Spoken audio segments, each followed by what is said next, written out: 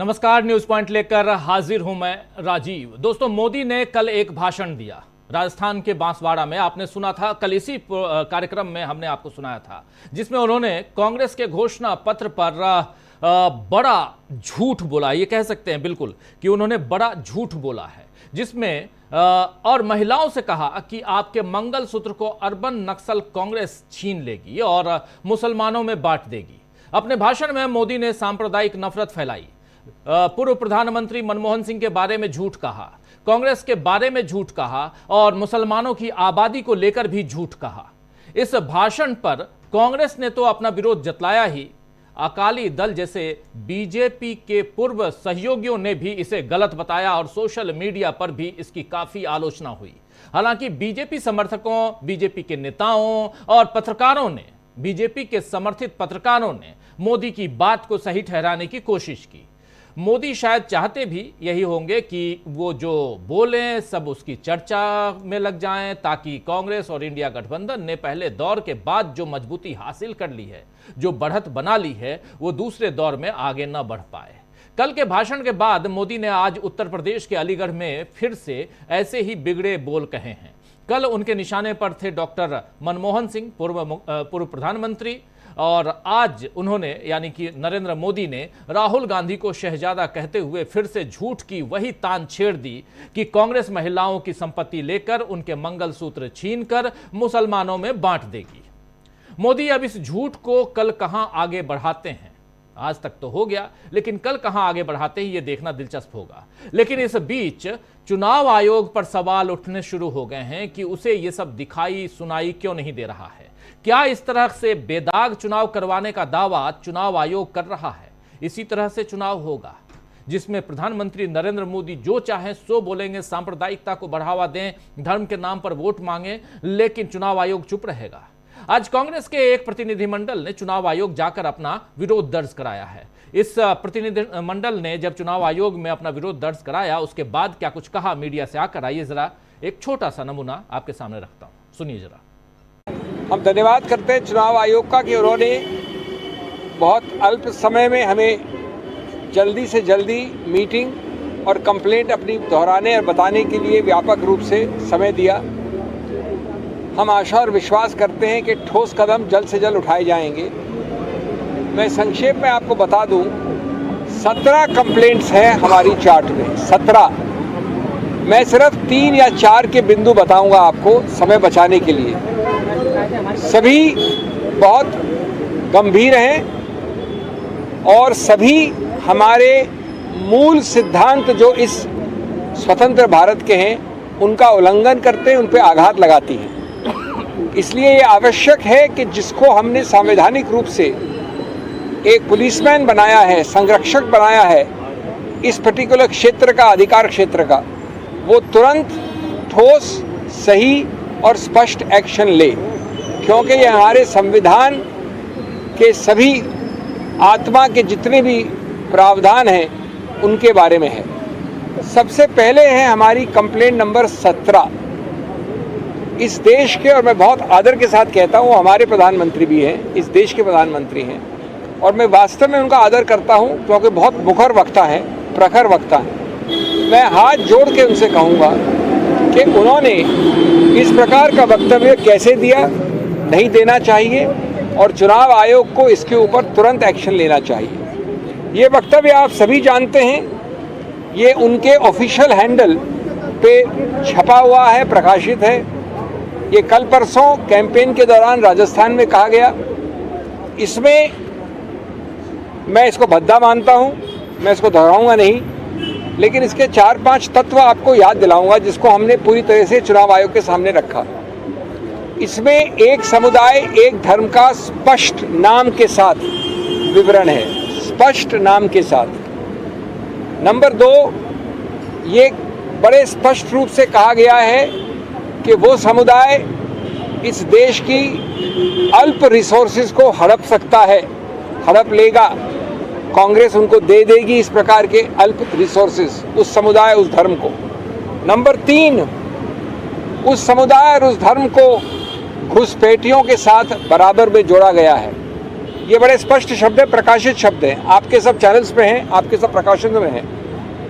Number 4, ये कहा गया है कि इसका आघात भारत के हिंदू धर्म के कई जो बहुत स्थापित सिंबल्स हैं, मंगलसूत्र एक उदाहरण है, उस पर आघात हो सकता है। मैं वापस हाथ जोड़कर कहूँगा कि इतने बड़े ओहदे के चीफ एग्जीक्यूटिव इस देश के माननीय प्रधानमंत्री, हम सबके प्रधानमंत्री, उन्होंने सीधा उल्लंघन किया है 123, जो किसी रूप से धर्म के आधार पर कोई वक्तव्य अलाउ नहीं करता है चुनाव के वक्त। नंबर 2, चुनाव आयोग के बारंबार सर्कुलर्स का उल्लंघन है। उसका आखिरी सर्कुलर 2024 का, वो भी ये कहता है कि किसी रूप से परोक्ष हो या सीधा हो, आप धर्म के आधार पे ऐसा कोई आक्षेप या एक संकेतात्मक रूप से भी, या तो सीधा है, नहीं कर सकते। नंबर 3, उन्होंने भारतीय संविधान की अस्मिता पे आघात किया है। भारतीय संविधान एक गौरवशाली संविधान है जो बोम्माई केस के पहले से कहता है, कि धर्मनिरपेक्षता, पंथ निरपेक्षता हमारे संविधान के मूल ढांचे का एक अभिन्न।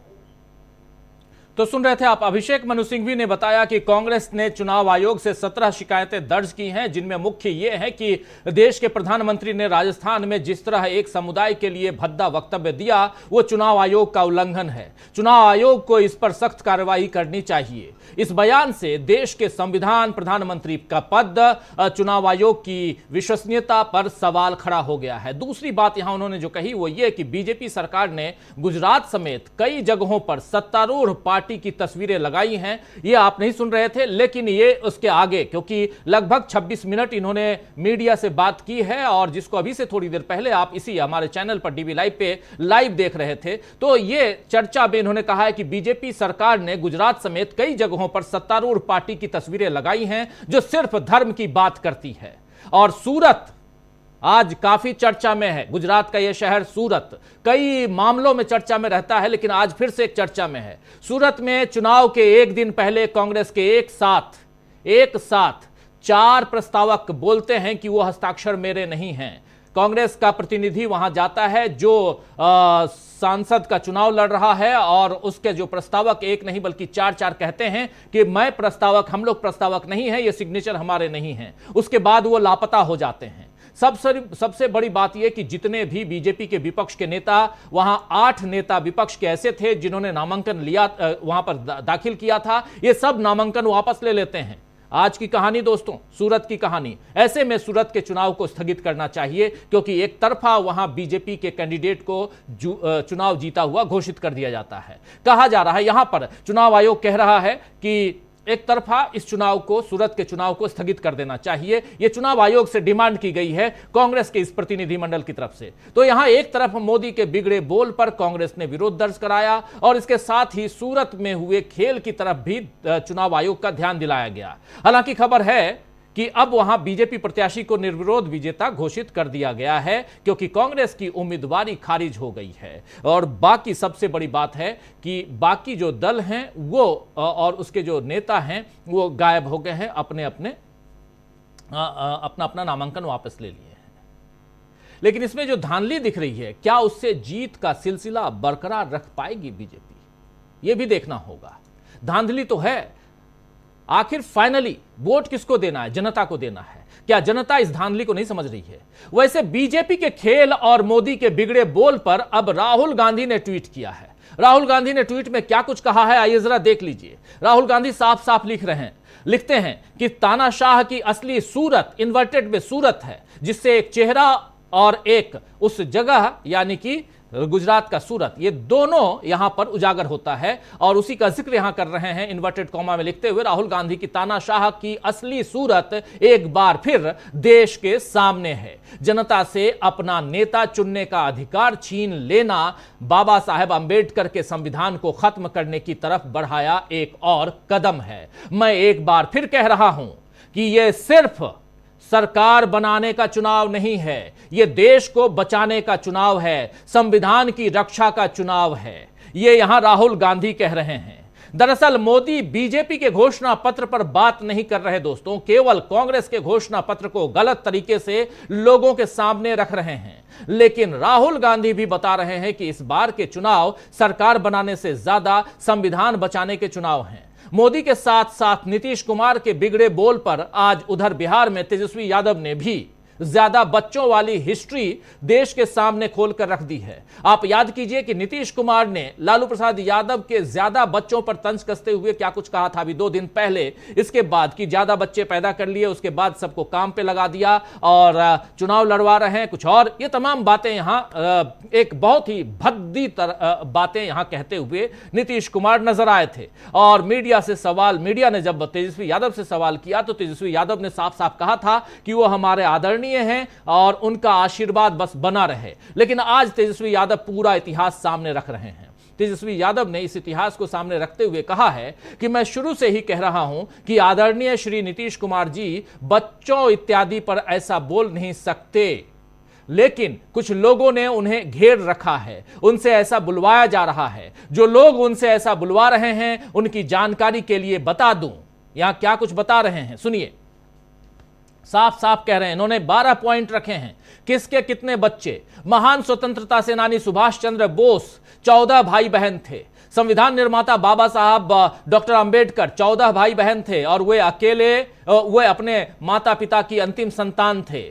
तीसरा नंबर, प्रखर विद्वान और भारत रत्न से सम्मानित पूर्व राष्ट्रपति श्री वीवी गिरी के 14 बच्चे थे। चौथा नंबर, पूर्व प्रधानमंत्री अटल बिहारी वाजपेयी जी 7 भाई बहन थे।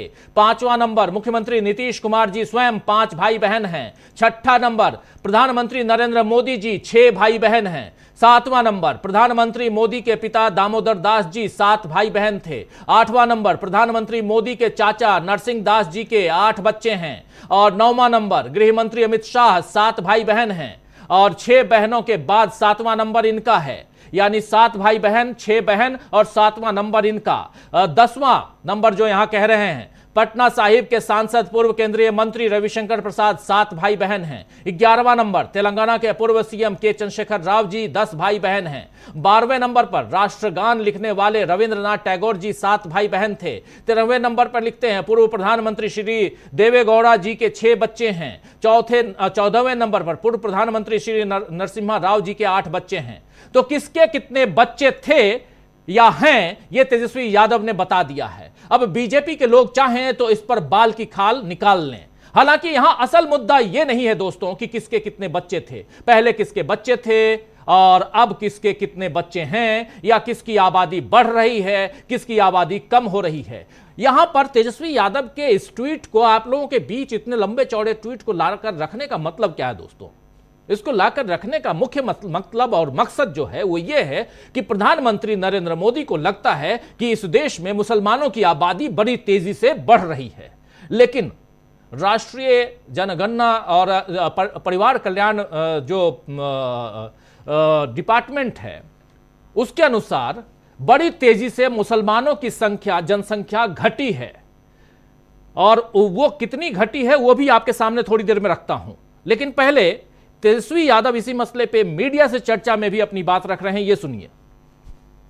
यादव पर नीतीश कुमार निशाना साधते हैं, कहते हैं इतने इतने बच्चे पैदा कर लेते हैं। पहले पत्नी को सेट किया, बेटा को सेट किया, बेटी को सेट करने में लगा। देखिए, नीचे माइक सबको। आदरणीय मुख्यमंत्री जी हमारे अभिभावक हैं, हमारे पिता तुल्य हैं। उनके लिए हमेशा से मेरा सम्मान था, आगे भी रहेगा सम्मान। और हम तो उनके बेटे के रूप में खड़े रहे। उन्होंने कई बार बोल रहे हैं ये तो बेटा है मेरा, तो हम तो भाई उनका सम्मान करते ही हैं। आजकल वो नहीं बोलना चाहते हैं, ना बोल रहे हैं, उनसे कोई बुलवा रहा है।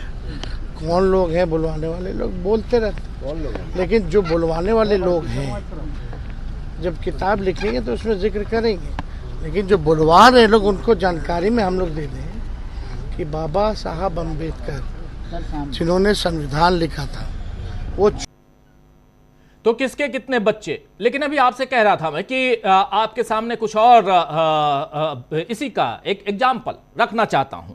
देखिए, 1951 की जनगणना में मुस्लिम आबादी, देश में मुसलमानों की आबादी 9.8% थी। 2001 1951 के बाद 50 साल बाद 2001 में मुसलमानों की आबादी 13.4% और 2011 की आखिरी जनगणना, जी हां, उसके बाद से देश में जनगणना नहीं हुई, तो 2011 की आखिरी जनगणना में मुसलमानों की आबादी देश में 14.2% थी। मुस्लिम आबादी की हर दशक में, हर 10 साल में होने वाली जो बढ़ोतरी है वो 32.8% से गिरकर 2011 में 24.6% हो गई। 32.8% थी वो 2011 में बढ़ोतरी कम होकर 24.6% हो गई। इसी तरह अब हिंदुओं की आबादी में आ जाते हैं। हिंदुओं की आबादी में हर दशक में होने वाली बढ़ोतरी 1991 में 1991 में 22.7% थी, 22.7%, 22.7%, लेकिन 2011 में यह घटकर 16.7% हो गई। उधर मुसलमानों की आबादी भी घटी 2011 तक और हर दशक में बढ़ोतरी में कमी आई, और इधर हिंदुओं की आबादी में भी कमी आई। इसलिए ओवरऑल देखा जाए तो जनसंख्या पे कंट्रोल करने की एक जो जागरूकता है वो यहां दिखाई दे रही है।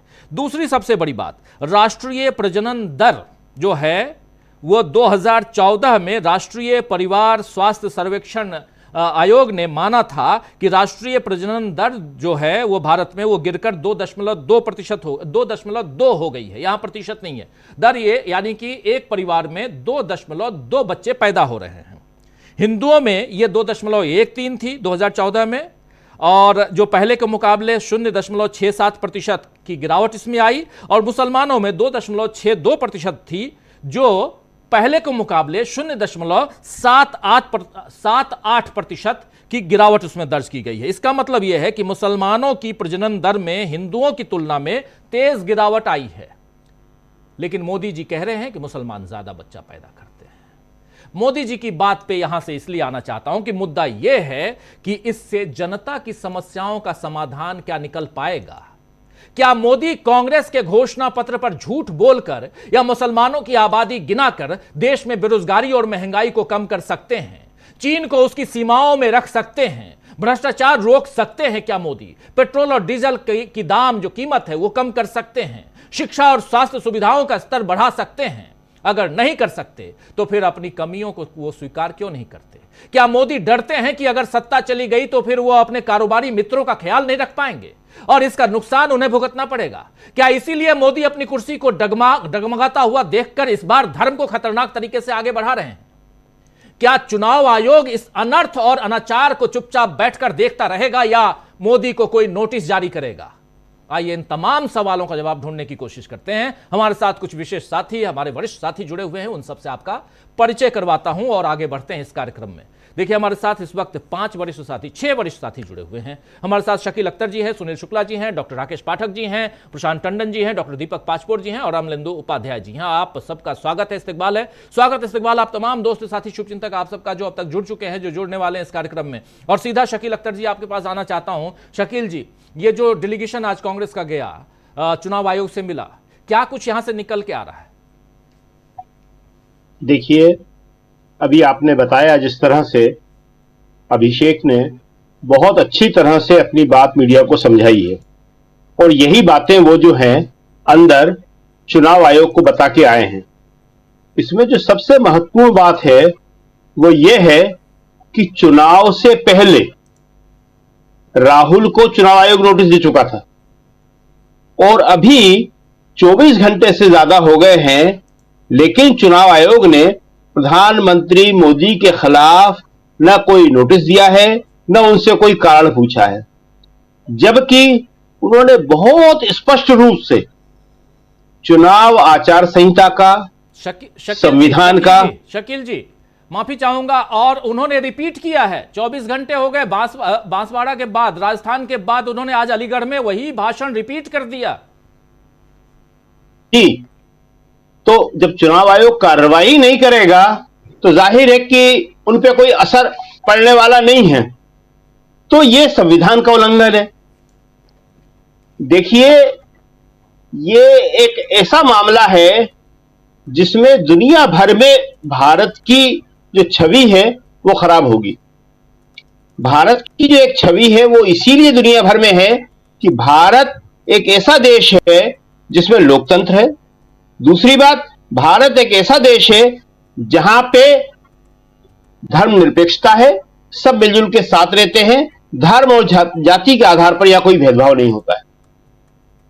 और आज जब खुद प्रधानमंत्री इस तरह की बात कर रहे हैं तो आप समझ सकते हैं कि दुनिया में हमारी क्या छवि बनेगी। दूसरी बात जो लोकतंत्र की हमने कही कि दो बातें हैं, सूरत में जो कुछ हुआ वो तो बहुत ही खतरनाक चीज है, सबसे खतरनाक चीज है।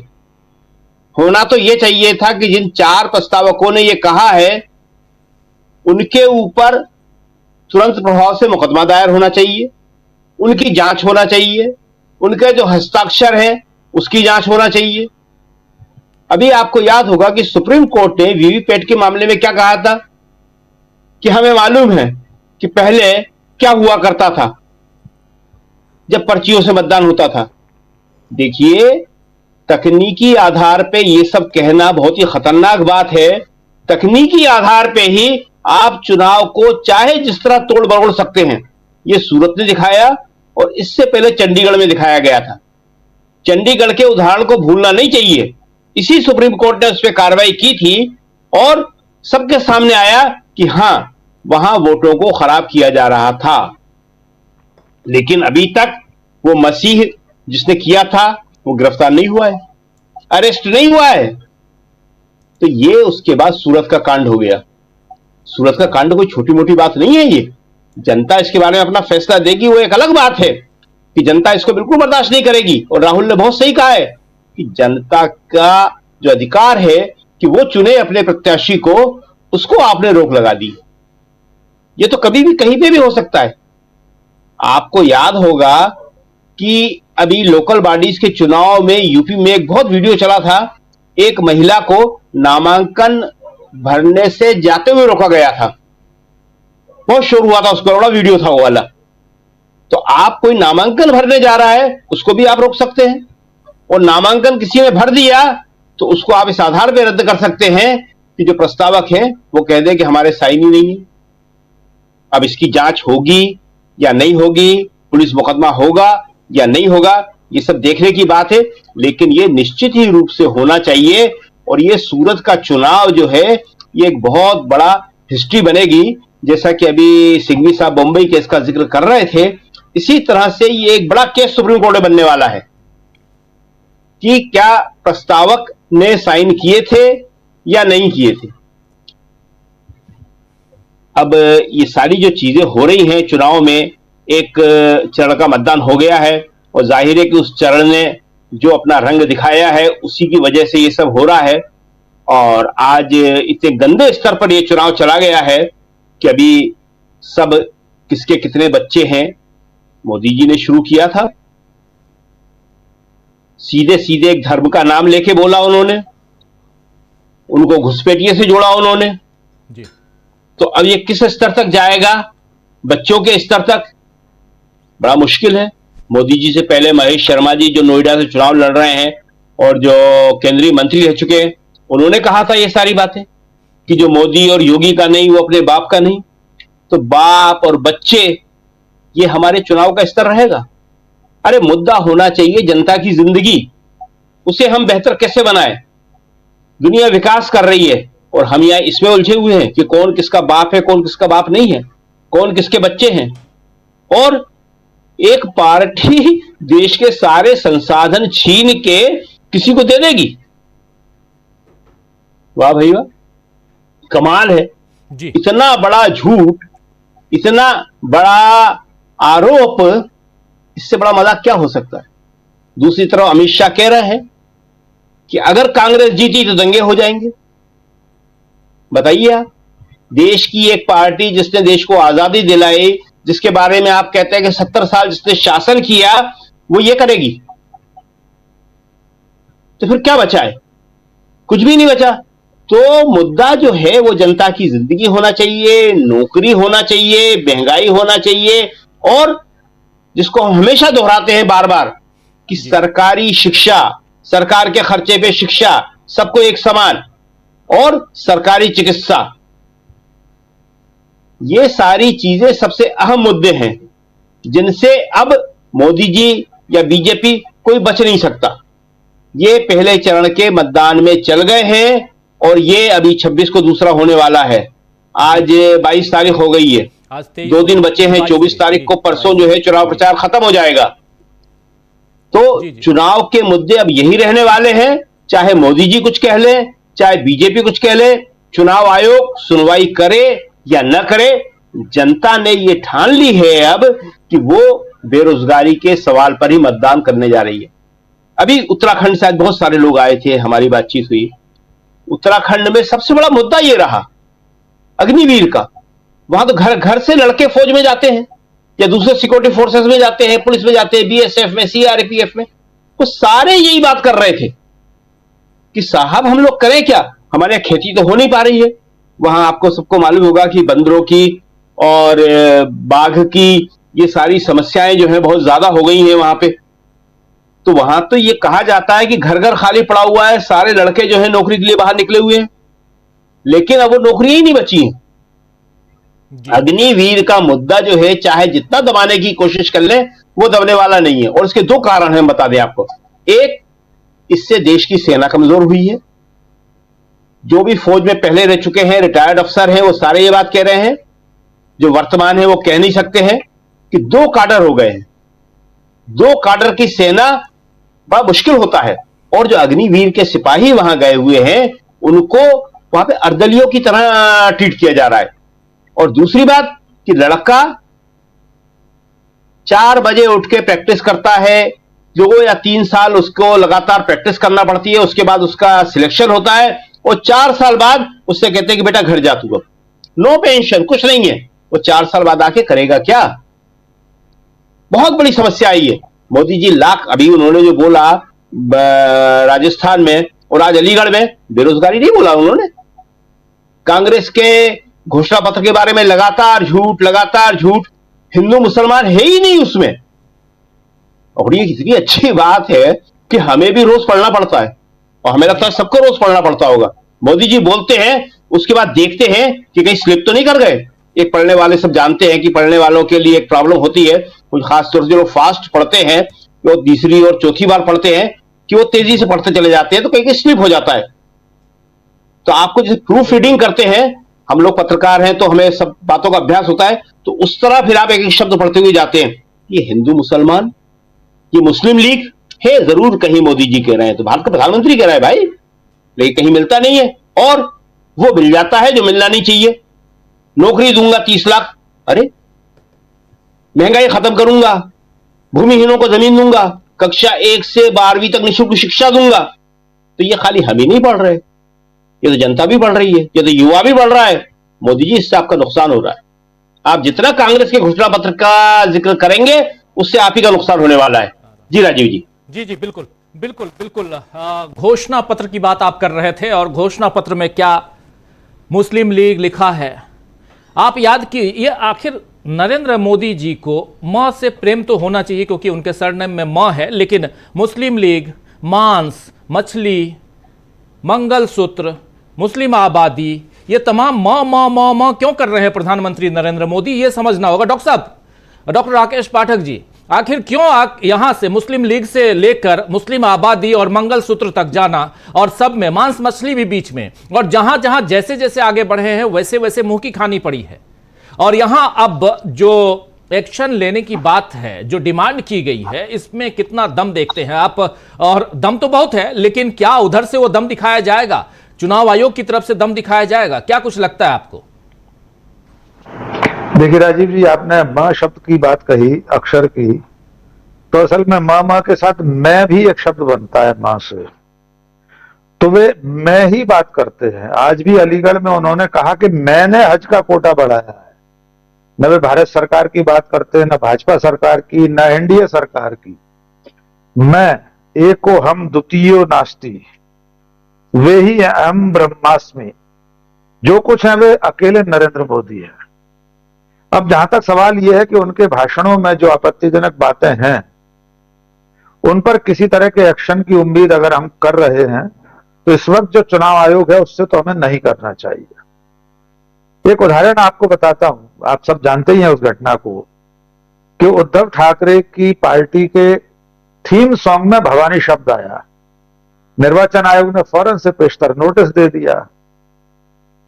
निर्वाचन आयोग शायद नहीं जानता होगा कि महाराष्ट्र में भवानी शब्द का क्या महत्व है। वो शिवाजी महाराज की जो आराध्य देवी थी तुलजा भवानी, उनके नाम से है। और कल उस नोटिस के मिलने के बाद से आज इस वक्त शाम तक पूरे मुंबई में, पूरे महाराष्ट्र में गली गली जय शिवाजी जय भवानी का नारा बुलंद होना शुरू हो गया है। उद्धव ठाकरे के अखबार सामना ने पहले पेज पर खबर छाप दी है कि भवानी का अपमान किया निर्वाचन आयोग ने। ठाकरे की पार्टी ने कह दिया हम नहीं हटाएंगे अपने थीम सॉन्ग में से भवानी शब्द। दूसरी तरफ नरेंद्र मोदी के भाषणों में जो कुछ है वो आदर्श आचार संहिता का उल्लंघन तो है ही राजीव जी।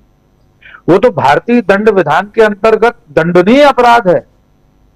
दो वर्गों के बीच में वैमनस्य फैलाने वाली जो धारा 153 या 154 मैं अगर भूल रहा हूं जी, उसके अंतर्गत किसी भी तरह से लिखित में, बोली में, संकेतों में, अगर इशारे में भी अगर आप कोई ऐसी बात कहते हैं जो धर्म के आधार पर, भाषा के आधार पर, वर्ग के आधार पर दो समुदायों के बीच में नफरत फैलाने का काम करता हो, ऐसा आपका कोई भी कृत्य, तो वो तो आईपीसी में अपराध है।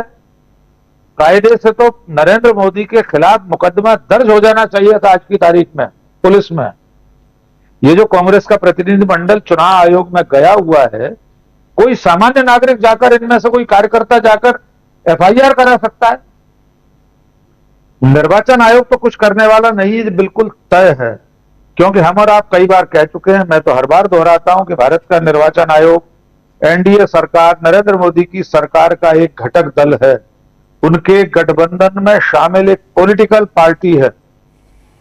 उससे ऐसी कोई उम्मीद नहीं करना चाहिए। आज एक कार्टून वायरल हो रहा है राजीव जी, हमारे दर्शकों के संज्ञान में आया हो, शायद ना आया हो। उस कार्टून में टीएन शेषन साहब स्वर्ग से बैठकर रीढ़ की हड्डी दिखा रहे हैं और भारत के निर्वाचन आयोग से कह रहे हैं कि ये ले लो, इसकी तुम्हें जरूरत है, अगर इसे लगवाने से तुम्हारी रीढ़ की हड्डी, तुम्हारा काम करने का जमीर जिंदा हो जाए तो इस रीढ़ की हड्डी को ले लो मुझसे। स्वर्ग से टीएन शेषन साहब रीढ़ की हड्डी दिखा रहे हैं। लेकिन निर्वाचन आयोग तो रीढ़ की हड्डी तब लगवाता जब वो जीवित भी होता। वो तो मृत प्राय है, उसे कुछ दिखाई नहीं दे रहा। एक और बात चल रही है, कई लोगों ने धृतराष्ट्र लिखा निर्वाचन आयोग को, तो कहा यह गया धृतराष्ट्र कहना भी उचित नहीं है। धृतराष्ट्र को दिखाई नहीं देता था, लेकिन उन्हें सुनाई जरूर देता था। भारत के निर्वाचन आयोग को तो सुनाई भी नहीं दे रहा। अगर सुनाई दे रहा होता तो नरेंद्र मोदी न केवल चुनाव आदर्श आचार संहिता के आरोप में प्रचार से वंचित हो जाते, उनकी पात्रता, उनका प्रत्याशी होना भी बाधित हो सकता है इस अपराध में जी। लेकिन वो उम्मीद हमें नहीं करना चाहिए। अब लौटते हैं इस बात पर, वे कैसी दो मुही बातें करते हैं। बांसवाड़ा टू अलीगढ़ में उन्होंने दोनों बातें कही है राजीव जी। वो बात तो दोहराई ही है मंगलसूत्र वाली, लेकिन मुसलमानों को मेरे प्यारे भाइयों बहनों भी कहा है। और यह भी कहा है कि मैंने हज का कोटा बढ़ाया है, मैंने सऊदी अरब के क्राउन प्रिंस से बात करके आपको ये सारी सहूलियतें दिलवाई। यानी इस तरह की, इस कदर बदल जाने वाली बातें सिर्फ नरेंद्र मोदी ही कर सकते हैं। अब अंतिम बात यह कि वे ऐसा कर क्यों रहे हैं जी। वे इसलिए ऐसा कर रहे हैं कि बौखलाए हुए हैं। पहले चरण के मतदान के बाद जो संकेत डीवी लाइव और आप जैसे लोगों ने फील्ड में जनता से, मतदाताओं से बात करके परोसे हैं, वो सारी खबरें 7 लोक कल्याण मार्ग तक पहुंची हैं। खतरे की घंटी सुनाई दे रही है। इसलिए अपने पुराने आजमाए हुए खेल पर वे लौट रहे हैं हिंदू मुस्लिम वाले। आपने बड़े विस्तार से सारे तथ्यात्मक आंकड़े रखे हैं कि आबादी का क्या प्रतिशत है, किसकी आबादी बढ़ रही है, किसकी घट रही है। उसके बावजूद उन्हें ऐसा लगता है कि उनका लक्ष्य जिन मतदाताओं पर है, उनका अपना जो कोर वोटर है, उसे उनकी बातें बड़ी अच्छी लगती हैं। उन्हें लग रहा है कि जो थोड़ा बहुत बेरोजगारी, महंगाई पर इधर उधर हो सकता था, उस अपने वाले वोटर को वापस लाने के लिए नफरत के सिवा और कोई दवा उसे नहीं दी जा सकती। इसलिए अभी अगले 6 चरणों में यह अभियान बढ़ने वाला है राजीव जी। माननीय नरेंद्र मोदी जी हर बार हमारी आपकी अपेक्षाओं को तोड़ते हुए, हम सोचते हैं शायद अब इससे वे नीचे के स्तर पर नहीं जाएंगे, पर अगली बार वे अपना ही रिकॉर्ड तोड़ देते हैं, उससे भी नीचे के पायदान पर खड़े होकर देश को संबोधित करते हैं। जी राजीव जी। जी बिल्कुल बिल्कुल। कांग्रेस का प्रतिनिधिमंडल गया, उसके बाद भाजपा का भी एक प्रतिनिधिमंडल जो है वो आज पहुंच गया चुनाव आयोग। भाजपा का जो प्रतिनिधिमंडल गया है चुनाव आयोग, वो भाजपा नेता तरुण चुग के नेतृत्व में गया है। और डिमांड क्या की गई ये जरा सुन लीजिए, हंसी आएगी आप लोगों को। जिस तरह राहुल गांधी लगातार देश में भाषा एवं प्रांत के नाम पर लड़ाने का षड्यंत्र रच रहे हैं, उसके बारे में हमने आज चुनाव आयोग से शिकायत की है। भाजपा के तरुण चुग कह रहे हैं इस बार देश को उत्तर और दक्षिण के बीच में दरार डालकर लड़ाने का एक षड्यंत्र कांग्रेस ने रचा है। उन्होंने अपने भाषणों में, राहुल गांधी ने अपने भाषणों में उत्तर और दक्षिण की लड़ाई के लिए पूरा प्रयास किया। उत्तर और दक्षिण लड़ ले, देश तरक्की कर रहा है, लेकिन राहुल गांधी देश को टुकड़ों में बांटने की कोशिश कर रहे हैं। हमने इसको लेकर लिखित में शिकायत की है और कठोर कार्रवाई की मांग की है। भाजपा सभी भाषाओं का सम्मान करती है। ये है आज का राहुल गांधी का। जरा सुनील शुक्ला जी आपका कमेंट चाहूँगा। राहुल गांधी के ऊपर प्रधानमंत्री नरेंद्र मोदी ने भी आज अलीगढ़ में जो भाषण दिया उसमें राहुल गांधी, मनमोहन सिंह से राहुल गांधी पे वो चले आए आज राहुल गांधी का जिक्र कर रहे थे, लेकिन बातें वही और उसमें कुछ और बातें जो उनकी मजबूरी थी अलीगढ़ में कहना करना, और वो अभी डॉक्टर राकेश पाठक जी बता भी रहे थे। कैसे देखा जाए इसको और जो कुछ चल रहा है चुनाव में बिल्कुल हम लोग कूद चुके हैं। देश में 102 सीटों पर ऑलरेडी मतदान की प्रक्रिया समाप्त हो चुकी है। मणिपुर में 11 सीटों पर आज फिर से चुनाव करवाया गया, इनर मणिपुर में, और क्योंकि उस दिन वायलेंस के कारण वहाँ पर दोबारा आज करवाना पड़ा। और इस बीच सूरत का हाल हम और आप देख ही रहे हैं। प्रस्तावक 4 प्रस्तावक पहुँचता ही नहीं है और वो लापता है। और उसके बाद कांग्रेस ने जिस निर्दलीय को कल ही सपोर्ट किया कि ठीक है हमारा कैंडिडेट अगर नहीं लड़ पा रहा है तो हम इसको सपोर्ट करते हैं, वो भी आज विड्रॉ कर लेता है। 8 जो उम्मीदवार हैं वो भी विड्रॉ कर लेते हैं। आखिर क्या है? और यही बात तो राहुल गांधी जो ट्वीट कर रहे हैं, जरा राहुल गांधी के उस ट्वीट को ले आइए फिर सुनील शुक्ला जी का कमेंट चाहूंगा। जो राहुल गांधी कह रहे हैं बहुत महत्वपूर्ण बात कह रहे हैं कि तानाशाह की असली सूरत एक बार फिर देश के सामने है। जनता से अपना नेता चुनने का अधिकार छीन लेना बाबा साहब अंबेडकर के संविधान को खत्म करने की तरफ बढ़ाया एक और कदम है। मैं एक बार फिर कह रहा हूं, यह सिर्फ सरकार बनाने का चुनाव नहीं है, यह देश को बचाने का चुनाव है, संविधान की रक्षा का चुनाव है। सुनील शुक्ला जी, संविधान के इर्द गिर्द ये चुनाव है, क्या यही परेशानी है नरेंद्र मोदी की कि बार बार वो हिंदू मुसलमान पे लाना चाहते हैं, लेकिन राहुल गांधी और तमाम विपक्षी दल बार बार संविधान का जिक्र कर रहे हैं? राहुल गांधी के ट्वीट की जो अंतिम लाइन है वही चिंता का विषय है, क्योंकि ये जो संविधान बचाने का मुद्दा है, देश बचाने का मुद्दा है, ये घर घर पहुंचा हुआ है, घर घर पहुंचा है। इस देश का कोई राज्य, कोई हिस्सा ऐसा नहीं है जहां पे इसको लेकर के एक बड़ा विमर्श न पैदा हो गया। और आप बीजेपी से क्या उम्मीद करते हैं? क्या बीजेपी से आप उम्मीद कर रहे हैं कि वो अपने हिंदुत्व के एजेंडे को छोड़ देगी? क्या बीजेपी से आप ये उम्मीद करते हैं कि वो अपने ध्रुवीकरण की राजनीति को छोड़ देगी? अगर इन दोनों चीजों को छोड़ देगी तो खड़ी कहां होगी? उसके पास कौन सी पृष्ठभूमि है, कौन सा आधार है जिसके आधार पर अपने आप को खड़े रख पाएगी? संभव ही नहीं है। अगर वो हिंदू मुसलमान की बात नहीं करेंगे, वह सामाजिक विभेद की बात नहीं करेंगे, अगर वो ध्रुवीकरण की बात नहीं करेंगे तो करेंगे क्या? कई सरकार को कहीं भी आप बात करते हुए देखते हैं अपने सरकार, अपने नीतियों कार्यक्रमों के ऊपर, अपनी उपलब्धियों के ऊपर, अपनी योजनाओं के ऊपर? जिस अच्छे दिन की बात वो करते थे आज का उसकी चर्चा भी करते हैं। जिन किसानों की बात करते थे उन किसानों के बारे में कोई भी बात करने के लिए तैयार है, तो करेंगे क्या? ही इनके पास मजबूरी यह है कि वे अपने ध्रुवीकरण की बात करेंगे, हिंदुत्व की बात करेंगे, मुसलमानों के खिलाफ हमला करेंगे। लेकिन हमको आपको और प्रधानमंत्री जी के प्रति और देश भारतीय जनता पार्टी के वरिष्ठ नेताओं के प्रति कृतज्ञ होना चाहिए। उन्होंने जितना कांग्रेस के मैनिफेस्टो पे हमले किए, लोगों तक घर घर तो उन्होंने पहुंचा दिया। बड़ी संख्या में लोग इस मैनिफेस्टो को पढ़ रहे हैं कि आखिर इसमें मुस्लिम लीग कहां है। आज जब उन्होंने वो कल से शुरू किए हैं कि इसमें मंगलसूत्र ही बिक जाएगा, तो लोग पढ़ने लगे हैं कि मंगलसूत्र कहां बिकने वाली बात कही है कांग्रेस ने। मैं भी पढ़ रहा हूँ, क्योंकि मैं भी पढ़ रहा हूँ सुनील जी। देखिए, मैं भी, आप बोल रहे हैं तो मैं भी वही खोज रहा हूँ कि मंगलसूत्र कहाँ है इसमें। मैं भी वही कर रहा हूँ। जी, मैं मतलब आप सोचिए कि लोग जा करके इस घोषणा पत्र को ला रहे हैं और नहीं तो अब डाउनलोड कर रहे हैं और पढ़ रहे हैं। सवाल यह है कि पूर्ववर्ती सरकारों ने, लेकिन एक सवाल ही लोगों के मन में पैदा हो रहा है कि पूर्ववर्ती सरकारों ने तो यह व्यवस्था की कि आप मंगलसूत्र बना लें। क्या इस सरकार के शासनकाल में संभव है कि कोई अपना मंगलसूत्र बना लेगा? जब आप सोने की कीमत इतनी बढ़ा दी है, ऐतिहासिक रूप से आपने बढ़ा दिया है, और आप ये देखिए कि लोगों को अपना सोना बेचने के लिए बाध्य कौन कर रहा है? यह आंकड़े हैं आज की तारीख में कि सोने के आधार पर ऋण लेने वाली जो लोगों की संख्या बढ़ी है और उसके रुपए की संख्या बहुत बढ़ गई है, मात्रा बहुत बढ़ गई है। करोड़ों रुपया लोगों ने अपने सोने के आधार पर लोन ले ली। यह प्रवृत्ति नहीं थी इस देश में। लोग इसको संचित निधि मानते थे और इसको स्त्री का धन मानते थे। यह परंपरा रही है। सोने को लेकर कभी इसको खरीद बिक्री की बात नहीं की गई, लेकिन इस सरकार ने वही मजबूर कर दिया। तो आपकी सरकार ने न तो लोगों को सोना खरीदने लायक छोड़ा है, और जो उनके पास बचा हुआ है उसको बचाने के अपने अवसर दे रखे हैं। तो कर कौन रहा है? कांग्रेस के घोषणा पत्र में कहीं ऐसा नहीं दिखाई पड़ता।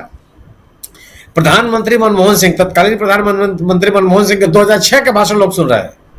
मैं खुद आश्चर्य पड़ गया कि सोशल मीडिया का कोई प्लेटफॉर्म आप खोलिए, मनमोहन सिंह का भाषण कोई ना कोई इसको अपलोड किए हुए है जो उन्होंने 2006 में दिया था, और ये बताता है कि इसमें कहीं भी उन्होंने केवल अल्पसंख्यकों की बात नहीं कही है, समाज के सभी पिछड़े वर्गों की बात कही है। और उन्होंने कहा है कि पिछड़े लोगों के लिए, विपन्न लोगों के लिए, सामाजिक रूप से पिछड़े लोगों के लिए संसाधनों में प्राथमिकता इनको मिलनी चाहिए।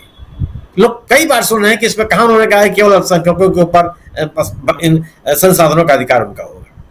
तो ये तो भारतीय जनता पार्टी और उनके नेताओं के प्रति इस देश के लोगों को कृतज्ञ होना चाहिए कि वह इन चीजों को भी लोगों के घर तक पहुंचा दी जो एकदम छुपी दबी हुई थी। लोग पढ़ लिख नहीं रहे थे। व्हाट्सएप यूनिवर्सिटी के नाम पर जो जानकारी लोगों के पास आ जाते थे, लोग उससे विश्वास कर लेते थे। आज स्थिति है कि समाज का कोई ऐसा वर्ग नहीं है जो इस सरकार से संतुष्ट न हो। सरकार अपने गवर्नेंस पे बात करने के लिए तैयार नहीं है, लोगों की नाराजगी दूर करने के लिए तैयार नहीं है। लोगों को जो अच्छे दिन का आश्वासन इन्होंने दिया था उसमें कहां कमी रह गई, उसके ऊपर कोई भी आश्वासन देने की स्थिति में नहीं है। अपने घोषणा पत्र में भी उन्होंने इसका कोई उल्लेख नहीं किया। करेंगे क्या यार? और भारतीय जनता पार्टी के नेताओं ने कब नैतिकता और आदर्शों के आधार पर प्रचार किया है? कब आदर्श आचार संहिता का उन्होंने पालन के प्रति अपनी प्रतिबद्धता व्यक्त की? हमारे जैसे लोग इस बात की चिंता करते हैं कि आप जो कुछ भी कर रहे हैं ठीक है, लेकिन आने वाली जनरेशन को आप कौन सी सीख दे रहे हैं? क्या आने वाली जनरेशन को आप ये सीख दे रहे हैं कि हमको नियम कानून नहीं मानना है? क्या आने वाली संतति को आप ये बताना चाहते हैं कि आदर्शों का पालन नहीं करना है? क्या आप लोगों को ये बताना चाहते हैं कि जो भी जीवन में निषेध है उसका पालन नहीं करना है? और इस तरह की सीख देकर के आप किस तरह का समाज बनाएंगे? आप एक नैतिक समाज बनाने का दावा करते हैं। क्या नैतिक समाज ऐसे ही बनता है? भाषणों से नैतिक समाज बनता है कि जो लोग करते हैं उसके अनुकरण से समाज बनता है? और ये इस तरह की गतिविधियां जब अगर क्या समाज में समरसता के बगैर आप इस देश को आगे बढ़ा सकते हैं? जिस विकसित भारत की आप बात करते हैं, और विकसित भारत किसके बगैर बन सकता है? क्या समेकित भारत के बगैर विकसित भारत संभव है? इस तरह की भाषा, और इस तरह की भाषा का प्रयोग क्यों कर रहे हैं आप? क्योंकि वही आपके पास एक और एक मात्र उपाय बच गया है अपने मतदाताओं को अपने साथ रोके रखने के लिए। फ्लोटिंग मतदाता तो आपका साथ छोड़ के जा चुका है। वह मतदाता आपको छोड़ के जा चुका है जो नया भारत बनाने के लिए, अच्छे दिन के लिए आपके साथ जुड़ा हुआ था, वो भी छोड़ के जा चुका है। एक छोटा सा समूह जो आपके हिंदुत्व के नारे पर या ध्रुवीकरण के नाम पर आपके साथ बचा हुआ है, उसको बनाए रखने की एक कोशिश है। इस तरह के भाषणों से देश नहीं जुड़ता आपके साथ। वह लोग नहीं जुड़ते, वो सरकार बनाना चाहते हैं। लेकिन इनके पास मजबूरी केवल है कि यह इस तरह की बात करने के अलावा, हिंदू मुसलमान करने के अलावा, लोगों के अंदर एक तरह की नफरत पैदा करने के अलावा कोई विकल्प नहीं है। कि अगर सरकार गवर्नेंस की बात नहीं करती तो उन्हीं चीजों की बात करेगी, उन्हीं तरीकों को अपनाएगी जिससे वो अपने जनाधार को बचाए रख सके, और वही एक कोशिश है। लेकिन यह किस कीमत पर किया जा रहा है, यह बड़ा सवाल है। इन गतिविधियों से समाज पर किस तरह के असर पड़ते हैं, यह बड़ा सवाल है। और मेरा अपना मानना है कि इससे समाज प्रभावित होता है, और कोई नई कंस्टिट्यूएंसी आप अपने साथ बना नहीं सकते। मैं ये स्वीकार नहीं कर सकता कि कोई भी समाज किसी के साथ, कोई भी व्यक्ति किसी के साथ घृणा के नाम पर जुड़ सकता है, वैमनस्य के नाम पर जुड़ सकता है, नफरत के नाम पर जुड़ सकता है। ये संभव नहीं है। लोग एक भाईचारे के माहौल में ही एक दूसरे के साथ जुड़ सकते हैं, चाहे उनको आपको मत देना हो, चाहे आपको मत न देना हो, चाहे कि आपको विकसित भारत बनाना हो, चाहे विकसित समाज बनाना हो। लेकिन जो गतिविधियां चल रही हैं सत्तारूढ़ दल के द्वारा, निश्चित रूप से वो चिंता पैदा करती है। लेकिन संतोष इस बात की देती है कि कम से कम व्यापक समाज इसको स्वीकार करने के लिए तैयार नहीं है। यही वजह है कि इन तमाम कोशिशों के बावजूद सत्तारूढ़ दल अपने पक्ष में कोई लहर नहीं बना पा रहा है। आप 2014 का चुनाव याद कीजिए, 2019 का चुनाव आप याद कीजिए। भारतीय जनता पार्टी का समर्थक इस तरह से चुप रहने वाला समर्थक नहीं है। इसके नेता जब इतना मुखर तरीके से बोलते हैं तो इनके समर्थक कैसे शांत हो सकते हैं? कुछ भी बोलते रहते हैं तो इनका समर्थक भी उसी अंदाज में बात करता है, लेकिन वो शांत हो गया है।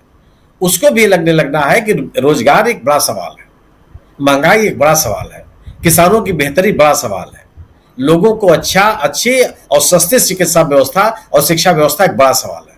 और इस सवालों पर, लोगों के जीवन से जुड़े हुए सवालों पर ये सरकार बात करने के लिए तैयार नहीं है। और जो हथकंडे अपना रही है लोगों को अपने तरफ जोड़े रखने के लिए, मुझे नहीं लगता कि इसका कोई असर पड़ेगा। जी बिल्कुल आप सही कह रहे हैं। और इधर बवाल मचाने की कोशिश में प्रधानमंत्री नरेंद्र मोदी, लेकिन दूसरी तरफ कांग्रेस भी अपने स्तर पर अपने हिसाब से, चाहे वो चुनाव आयोग का दरवाजा खटखटाना हो, या आज एक काम इधर मल्लिकार्जुन खड़गे ने और किया है कि उन्होंने प्रधानमंत्री नरेंद्र मोदी से भी समय मांग लिया है कि आप मुझे समय दीजिए और हम आपको अपना घोषणा पत्र आपके हवाले करना चाहता हूं, समर्पित करना चाहते हैं, कि ताकि आप पढ़ पाएं कि हमने उसमें लिखा क्या है। लेकिन ये जो घोषणा पत्र है, बीच में मूल रूप से अगर देखा जाए तो इस चुनाव में कांग्रेस का घोषणा पत्र मूल मुद्दा बनता हुआ, और उसमें कांग्रेस की तरफ से संविधान बचाओ और पूरे तमाम आज देश का मुद्दा बनता हुआ दिखाई दे रहा है। जरा प्रशांत टंडन जी, आपसे समझना चाहता हूं कि कल से आज तक जो कुछ हो रहा है, इसमें क्या ये चुनाव मुद्दों से भटक चुका है? जिस मुद्दे पर विपक्ष चुनाव लड़ रहा था, जो नरेंद्र मोदी जो काम चाहते थे, क्या उस दिशा में ये जा रहा है? लेकिन राहुल गांधी के अगर ट्वीट को देखा जाए तो राहुल गांधी तो बिल्कुल जहां थे वहीं दिखाई देते हैं। कैसे देखा जाए इसको? राजीव जी, चुनाव मुद्दों से बिल्कुल नहीं भटक गया है, भटक मोदी जी गए। और उनके पास इस वक्त कोई एक रणनीति नहीं है चुनाव में लड़ने की, पहली बात। दूसरी बात, राजीव जी, सूरत की जो घटना है, जो बीजेपी के कैंडिडेट वहां के मुकेश दलाल निर्विरोध चुन लिए जाते हैं, घोषित हो जाते हैं, और सूरत के लोगों को वोट देने का मौका भी नहीं मिलता है, हाथ में काली स्याही का निशान लगाने का मौका भी नहीं मिला। पूरे देश की जनता काली स्याही का निशान लगाएगी अपनी उंगली में, अलग अलग चरणों में। जी 102 लोकसभा में लोग लगा चुके हैं, 10-12 करोड़ से ऊपर, लेकिन सूरत की जनता को ये मौका नहीं मिलेगा। ये इतना संदेहास्पद तरीके से ये पूरा ऑपरेशन हुआ है, इसके लिए जो शब्द इस्तेमाल होगा वो ऑपरेशन। जी, ये जो ऑपरेशन हुआ है, ये बिल्कुल पर्दे के पीछे, इसने भारत के लोकतंत्र के ऊपर और पूरी चुनाव प्रक्रिया के ऊपर काले बादल जो है वो घेर दिए। एक अलार्म बेल बज गया है पूरे देश में और पूरी दुनिया में, क्योंकि भारत का चुनाव पूरी दुनिया के लोग देख रहे हैं। एक अलार्म बेल बज गया कि क्या हो सकता है। ये उसकी एक केवल बानगी है, केवल एक ट्रेलर है, जिसकी ट्रेलर की बात नरेंद्र मोदी अक्सर करते हैं। राजीव जी, इमरजेंसी में भी नहीं हुआ ये। जॉर्ज फर्नांडिस समेत तमाम नेताओं ने जेलों से चुनाव लड़ा है, उनका नामांकन नहीं रद्द हुआ था जी। ना सब लोग गायब हो गए थे।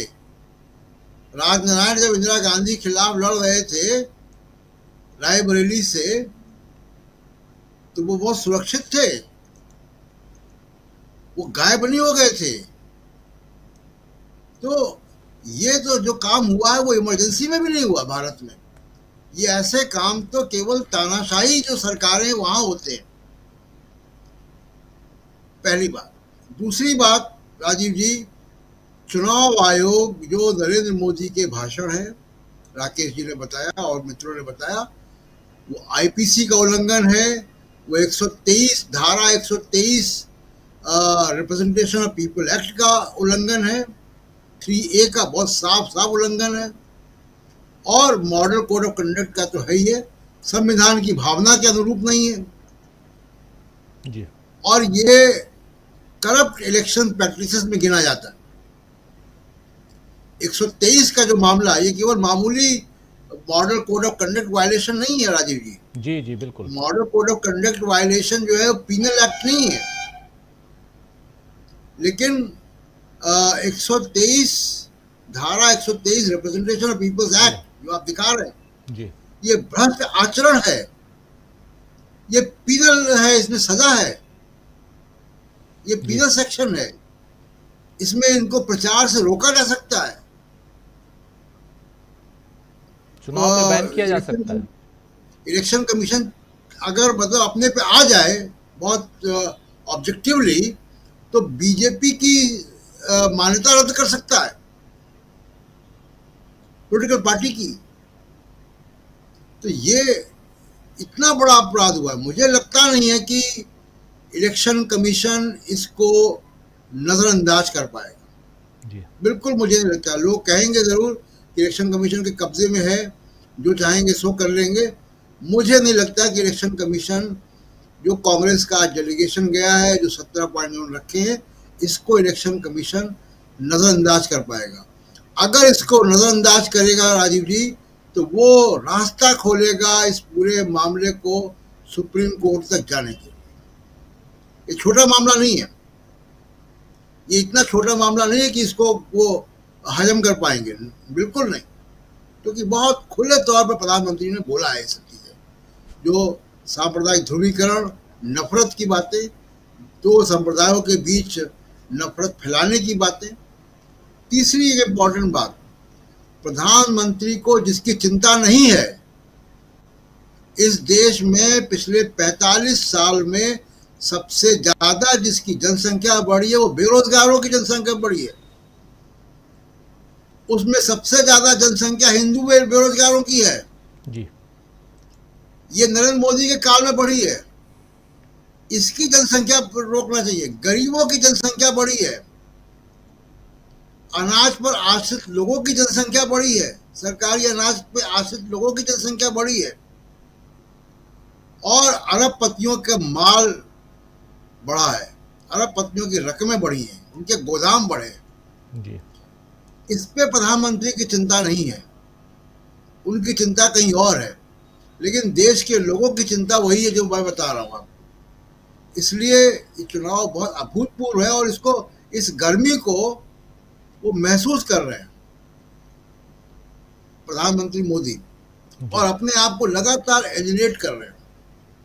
देखिए आज जो उन्होंने किया है सूरत में, कोई भी जो रूल ऑफ लॉ मानने वाला ब्यूरोक्रेट है, जो जज है, जो तमाम लोग हैं, वकील हैं जी। या नागरिक हैं, वो इसको अप्रूव ही नहीं कर सकते।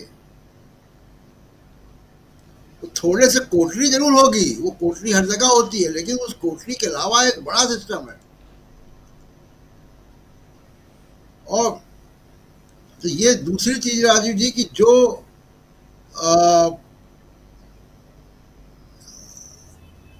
राहुल गांधी ने आरोप लगाया है, या जो तेजस्वी ने लिस्ट बताई है, वो बता रहा है कि चुनाव किस तरफ जा रहा है। वो चुनाव मोदी जी अब रिकवर नहीं कर सकते। मोदी जी पिछड़ गए, उसमें मैनिफेस्टो में पिछड़ गए, नीतियों में पिछड़ गए, गठबंधन बनाने में पिछड़ गए। अब आप उसको अपने भाषणों से उसकी रिकवरी नहीं कर सकते, ये बिना वजह की बात है। तो वो रिकवरी अब पॉसिबल नहीं है। तो मोदी जी गलतियों पे गलतियां कर रहे हैं या उनसे कोई गलतियां करवा रहा है। जी, एक बहुत बड़ी गलती और नरेंद्र मोदी ने की है, जी, और ये गलती जरा कनेक्ट करके देख लीजिए, ये गलती इमरान खान ने भी की थी, जो सत्ता के बाहर हैं। इमरान खान ने भी कहा था कि कुछ विदेशी ताकतें हमको सत्ता से हटवाना चाहती हैं। प्रधानमंत्री को इसको अवॉइड करना चाहिए था। भारत के लोकतंत्र के लिए, भारत की अस्मिता के लिए ये अच्छा संदेश नहीं जाता है कि इतने बड़े लोकतंत्र में एक प्रधानमंत्री ये कहे कि भारत का लोकतंत्र इतना फ्रेजाइल है, इतना कमजोर है कि कोई विदेशी ताकत इसको प्रभावित कर देगी। मैं विश्व गुरु वगैरह की बात नहीं कर रहा हूँ, मैं तो भारत के लोकतंत्र की बात कर रहा हूँ, जिसको आप कहते हैं mother of democracy. Mother of democracy को कोई देश उसकी डेमोक्रेसी को संचालित कर सकता है? गलत संदेश गया है, नहीं कहना चाहिए था। ये इनसे गलतियां करवाई जा रही हैं, और अब देखिए आगे आगे और क्या क्या गलतियां इनसे करवाई जाती हैं। राजीव, बिल्कुल बिल्कुल, लगातार मांस से शुरू होकर यानी मुसलमान और मुस्लिम लीग, उसके बाद मांस मछली, उसके बाद मुस्लिम आबादी, मंगल सूत्र, ये तमाम बातें करते हुए नरेंद्र मोदी मां के इर्द गिर्द खुद को और उसके अलावा कुछ विदेशी ताकतें हिंदुस्तान में मिलकर और मुझे सत्ता से बाहर करना चाहती है, ये बातें भी हम लोगों ने 2 दिन पहले आप तक पहुंचाई थी। लेकिन कल आपने देखा इसी कार्यक्रम में कैसे प्रधानमंत्री नरेंद्र मोदी उनके उस बयान को बार बार लाना नहीं चाहता हूं, इसलिए क्योंकि ये जनप्रतिनिधित्व कानून जो है, अधिनियम 1951 की जो धारा 123 है उसका उल्लंघन है। और ये धारा 123 कहता क्या है, इसमें है क्या, जरा स्क्रीन पे ले आइए। ये आर्टिकल 123 जो है, आर्टिकल नहीं, आईपीसी कोड है, जनप्रतिनिधित्व अधिनियम 1951 की धारा 123 के अनुसार भ्रष्ट आचरण वो है जिसमें एक उम्मीदवार चुनाव जीतने की अपनी संभावनाओं को बेहतर बनाने के लिए कुछ इस प्रकार की गतिविधियों में शामिल हो जाते हैं, जिसके अंतर्गत रिश्वत, अनुचित प्रभाव, झूठी जानकारी और धर्म, नस्ल, जाति, समुदाय या भाषा के आधार पर भारतीय नागरिकों के विभिन्न वर्गों में के बीच घृणा, दुश्मनी की भावनाओं को बढ़ावा देना अथवा ऐसा प्रयास करना शामिल है। ये सब कुछ क्या प्रधानमंत्री नरेंद्र मोदी जो अभी भाषण दे रहे हैं उसमें आपको ये सारी चीजें या इसमें से कोई भी ऐसा शब्द दिखाई देता है, सुनाई पड़ता है? अगर ऐसा है तो यही है ये जनप्रतिनिधि अधिनियम 1951 की धारा 123, और इसके तहत क्या कुछ हो सकता है ये आप अच्छी तरह से जानते हैं। प्रधानमंत्री नरेंद्र मोदी ने कहा क्या था, और ओरिजिनली प्रधानमंत्री डॉक्टर मनमोहन सिंह ने 2006 में कहा क्या था, ये दोनों आप तक हम पहुंचाना चाहते हैं कल, और सुना के नहीं, क्योंकि मैं जानता हूं आप सुनना नहीं चाहते हैं। नरेंद्र मोदी ने कहा था, कल कहा था कि यह कांग्रेस का मैनिफेस्टो कह रहा है कि वो मां बहनों के सोने का हिसाब, जेवरात जो हैं, सोना चांदी, उसका हिसाब करेंगे, उनकी जानकारी लेंगे और फिर उसे बांट देंगे, और उनको बांटेंगे जिनको मनमोहन सिंह की सरकार ने कहा था कि संपत्ति का पहला अधिकार मुसलमानों का है।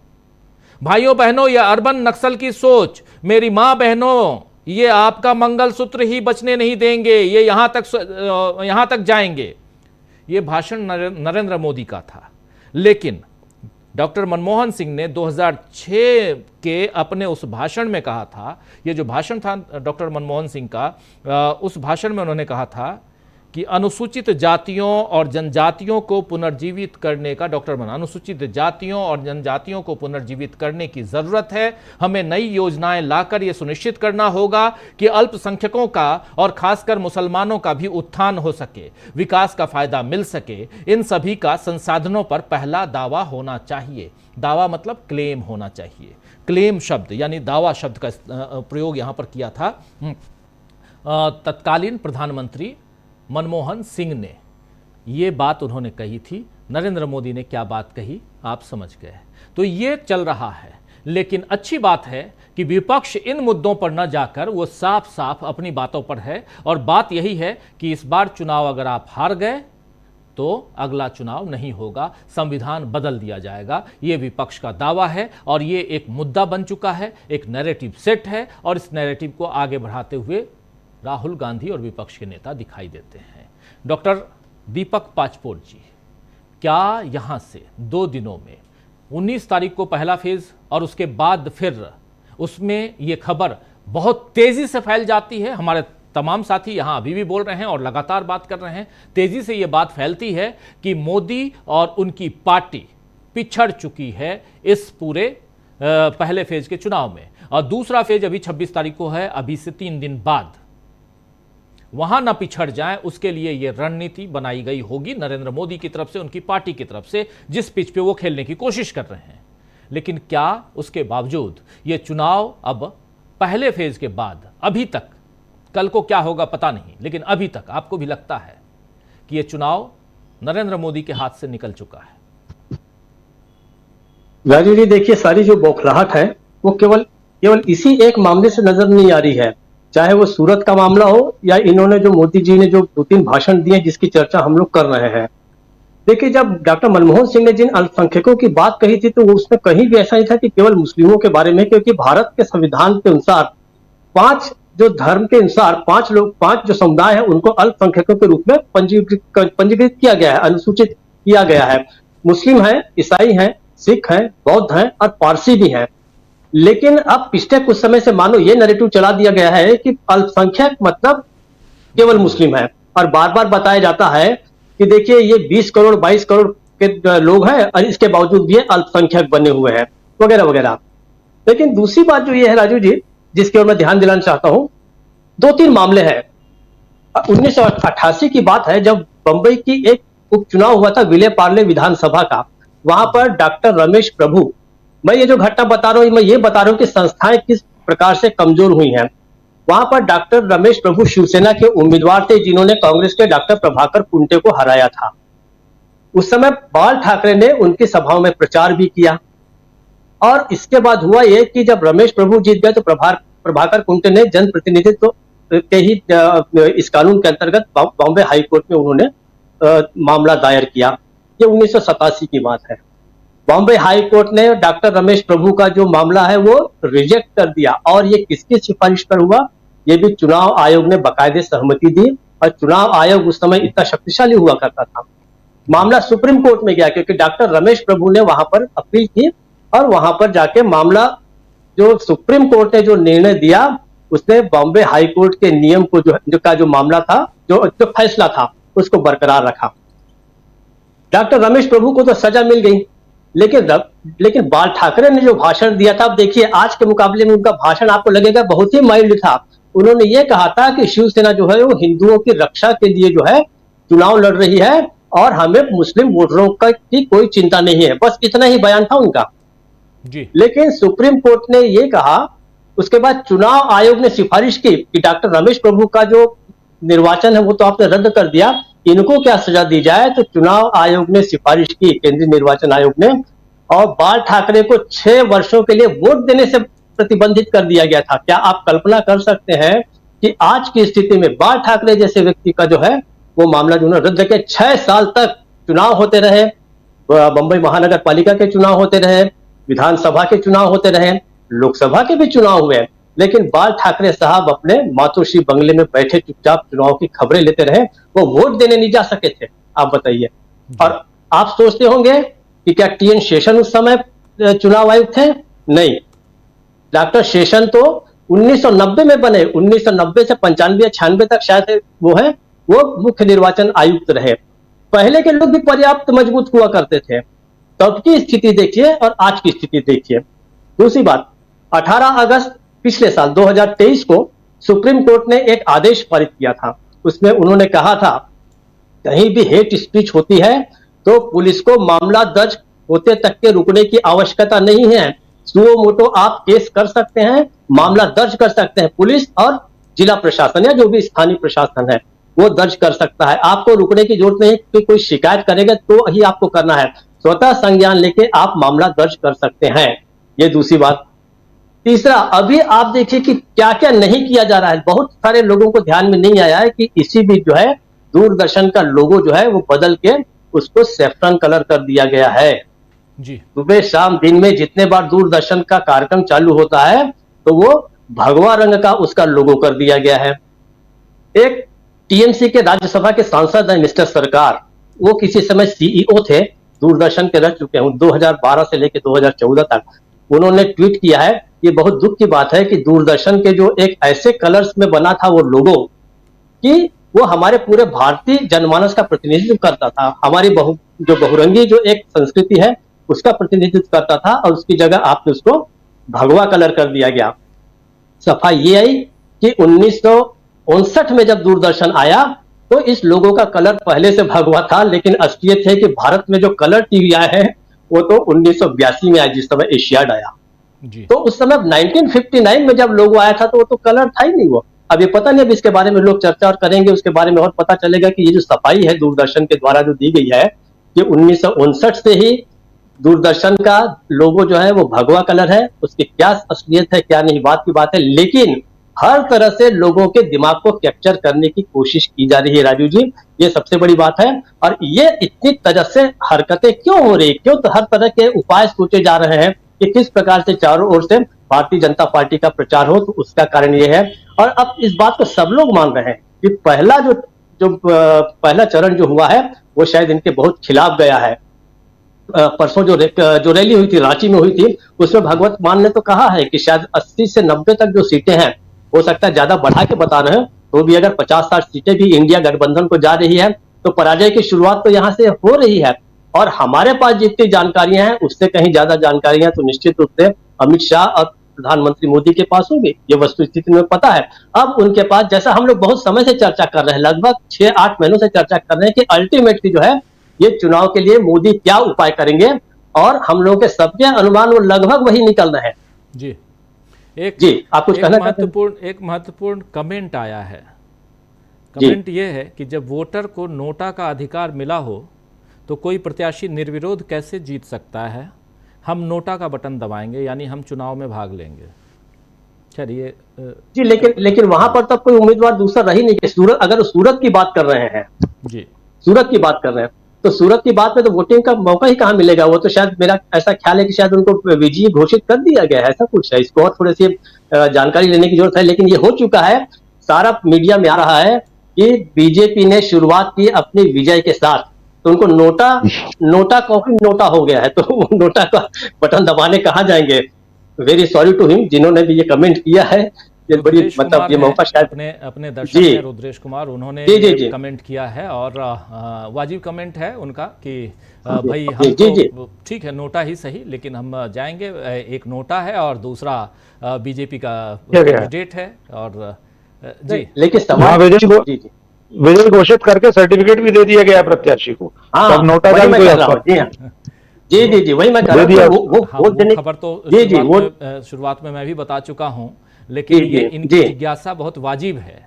मैं उनकी जिज्ञासा की बात कर रहा हूं डॉक्टर साहब, कि उनकी जिज्ञासा बिल्कुल वाजिब है कि कम से कम वो जो उंगली पे निशान वो लगाने का मौका तो मिलना चाहिए ना, बिना निशान लगाए, बिना उस पर्व को।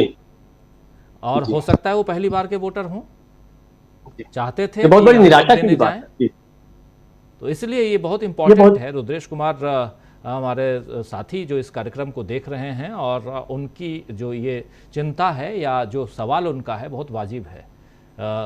जी अमलेंदु जी, दीपक जी कुछ जोड़ना चाहते हैं? जी बस नहीं, मैं रुद्रेश जी की भावना को समझ सकता हूं। कितनी बड़ी निराशा होती है किसी व्यक्ति के लिए, किसी मतदाता के लिए कि 5 वर्ष रुका हुआ है इस अवसर के लिए कि कब मैं जाऊं और अपने इरादे को जाहिर करूं या अपनी बात को बताऊं अपने इसी वोट के द्वारा। तो निश्चित रूप से बहुत निराशा की बात है, और अपने आप में सूरत में जो कुछ हुआ है वही लोकतंत्र के लिए बहुत घातक है। आप ये सोचिए कि अगर यही स्थिति 25-50 लोकसभा क्षेत्रों में हो जाए तब तो जीत गए, तब तो 2024 में जीत गए मोदी जी, ये हो जाएगा। राजू, सवाल यहाँ ये नहीं है कि किसकी जीत किसकी हार, सवाल ये है कि एक कैंडिडेट जो अपोजिशन का कैंडिडेट है, यानी कांग्रेस और भाजपा वही दोनों आमने सामने हैं, कांग्रेस के कैंडिडेट के प्रस्तावक गायब हो जाते हैं और बाकी 8 जो कैंडिडेट हैं वो विड्रॉ कर लेते हैं फटाफट। ये सोचने वाली बात है, यहाँ इस बात को समझना होगा, दुनिया के तमाम अखबारों के में आज पलट रहा था, आप लोग भी दूसरे देशों के अखबारों को पलटते होंगे, और उसके अलावा मीडिया हाउसेस को, रेडियो डॉयचे वेले को, सबको देख रहा था, तो सब जगह कहीं ना कहीं भारत के इस चुनाव में बीजेपी के जो कारनामे हैं, नरेंद्र मोदी के जो ऐसे वचन हैं, इस पर गंभीरता के साथ चिंता जताई गई है। ये सब जगह है, कोई भी अखबार देख लीजिए, चिंता जताई गई है। क्या प्रधानमंत्री नरेंद्र मोदी को इन्हीं ताकतों से तकलीफ है, ये भी सोचना होगा। खैर, अमलेंदु उपाध्याय जी आपके पास आना चाहता हूं। अमलेंदु जी, कैसे देखा जाए, यहां से अब सेकंड फेज की तैयारियों की तरफ भी चलें, और एक मुद्दा नरेंद्र मोदी ने यहां क्रिएट कर दिया है, लेकिन विपक्ष कहता है कि हमको उस मुद्दे में झांकने की जरूरत नहीं है, ये उनकी पिच है, उस पर वो बैटिंग करें, बॉलिंग करें, फुटबॉल खेलें, हॉकी खेलें, जो खेलना है खेलें, लेकिन हम जो जिस पिच पे तैयार हैं और जहां हम बहुत मजबूती के साथ आगे बढ़ रहे हैं, वहां सीधा सिंपल सी बात है कि यह चुनाव संविधान बचाने का चुनाव है। और क्या इस रास्ते पर दूसरा फेज भी जाता हुआ दिखाई देता है? राजीव जी, सिर्फ दूसरा फेज नहीं बल्कि सारे फेज अब संविधान बचाने की तरफ ही जाते हुए दिखाई पड़ रहे हैं। अब प्रधानमंत्री नरेंद्र मोदी ये बात अच्छे तरीके से समझ चुके हैं कि देश अब संविधान बचाने की तरफ आगे बढ़ चुका है। यही नरेंद्र मोदी की परेशानी का कुल मिला के सबब है। हालांकि वो बहुत से माँ पे बात कर रहे हैं, जैसे आपने बताया कि मांस पे बात कर रहे हैं, मछली पे बात कर रहे हैं, मंगलसूत्र पे बात कर रहे हैं, लेकिन मणिपुर से माँ नहीं बोल पाते हैं मोदी जी। माँ के मरने पे मुंडन भी नहीं करवाते हैं मोदी जी। तो राजीव जी, ये माँ जो है जिसका बार बार इस्तेमाल मोदी जी कर रहे हैं, ये माँ उनको ये भी डूबेगा, ये भी मोदी जी समझने अच्छे तरीके से, क्योंकि माँ बड़ा खतरनाक है। माँ से ही मनमोहन सिंह भी थे, ये क्यों भूल जाते हैं मोदी जी, जिनको उन्होंने आज भी पोता है, कल भी पोता है मनमोहन सिंह को। तो ये माँ हमेशा मोदी के लिए जो लाभदायक होगा ऐसा नहीं है, कभी कभी लाभदायक चीजें बड़ी जो खतरनाक भी हो जाया करती है। तो ये माँ जो है मोदी के लिए बहुत खतरनाक होने वाला है। राजीव जी, इसको तरीके से समझाया जा सकता है। देश राजीव जी अच्छी तरीके से समझ रहा है, और आप देखिए सोशल मीडिया उठा करके देख लीजिए, पूरा सोशल मीडिया पे बातें आ रही है, सब ये कह रहे हैं कि चूंकि मोदी जी ये समझ चुके हैं अच्छे तरीके से कि भारतीय जनता पार्टी गई, मोदी जी गए, इसलिए अब वो इस तरीके के निकृष्ट स्तर पे आकर के उतर गए। हालांकि मुझे नहीं लगता है कि उनका निकृष्टतम स्तर है, अभी वो और नीचे गिरेंगे, अभी तो काफी नीचे गिरना बाकी है।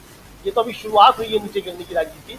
जैसे जैसे चुनाव आगे बढ़ेगा, मोदी जी और नीचे गिरते चले जाएंगे, ये हमको आशा करनी चाहिए। मुझे लगता है कि मोदी जी मुझे इस मामले में कतई निराश नहीं करेंगे। जैसे जैसे समय पड़ेगा, वो इसी तरीके से और नीचे की ओर गिरते ही चले जाएंगे कुल मिला के। लेकिन जो असली बात राजीव जी वो यही है कि विपक्ष जिस मुद्दे पर डटा हुआ है, वो उस मुद्दे पर डटा रहेगा, और जनता भी मुद्दे पर डटी रही है। जनता भी कह रही है कि मोदी जी आपको नीचे जितना गिरना है नीचे गिरो, क्योंकि 4 तारीख के बाद आपके नीचे गिरने की कोई सीमा ही नहीं रहेगी, जनता आपको इतना नीचे गिरा देगी। कुल मिलाकर के मसला यही है कि संविधान की रक्षा की जानी है, संविधान बचाने की लड़ाई है, और संविधान को हर हाल में बचाया जाएगा। जनता इसको अच्छे तरीके से राजीव जी समझ रही है। जहाँ तक राजीव जी सूरत का मसला, मुझे लगता है कि अगर लोग चले जाए सुप्रीम कोर्ट, तो हो सकता है कि सुप्रीम कोर्ट जैसे चंडीगढ़ का मंगवा लिए थे उसने सारे बक्से जो थे कि हमारे सामने लेकर के आओ, हम यही करेंगे, यहीं जाकर के बुलाया जा सकता है। सुप्रीम कोर्ट बुला लेगा कि ठीक है भैया, वहाँ लेके तो आओ, सारे कागज पत्तर क्या क्या थे हमारे सामने, हम दूसरी बात राजीव जी, ये जहाँ एक व्यवस्था का प्रश्न है कि जब कोई प्रत्याशी पर्चा दाखिल करता है तो उसके प्रस्तावक उसके साथ होते हैं और अनुमोदक उसके साथ होते हैं। ये शिकायत की गई बीजेपी के किसी नेता की तरफ से या प्रत्याशी की तरफ से कि प्रस्तावकों के दस्तखत जो है वो फर्जी है। सवाल ये है कि जो रिटर्निंग अफसर था, उसने जिस तरह पर्चा स्वीकार किया तो उसने नहीं देखा था कि प्रस्तावक साथ में आए हैं कि नहीं आए हैं, और अनुमोदक साथ में आए हैं कि नहीं आए हैं। इसलिए ये कुल मिलाकर के मामला सुप्रीम कोर्ट निश्चित तौर पर जाना चाहिए, और मुझे लगता है कि कांग्रेस इसको सुप्रीम कोर्ट तक लेकर के जाएगी, और ये ऐसे आसानी से छोड़ने वाला मसला नहीं है, क्योंकि इसमें आधार जो दिया गया है वो आधार बहुत गड़बड़ है कि प्रस्तावकों के वो फर्जी है।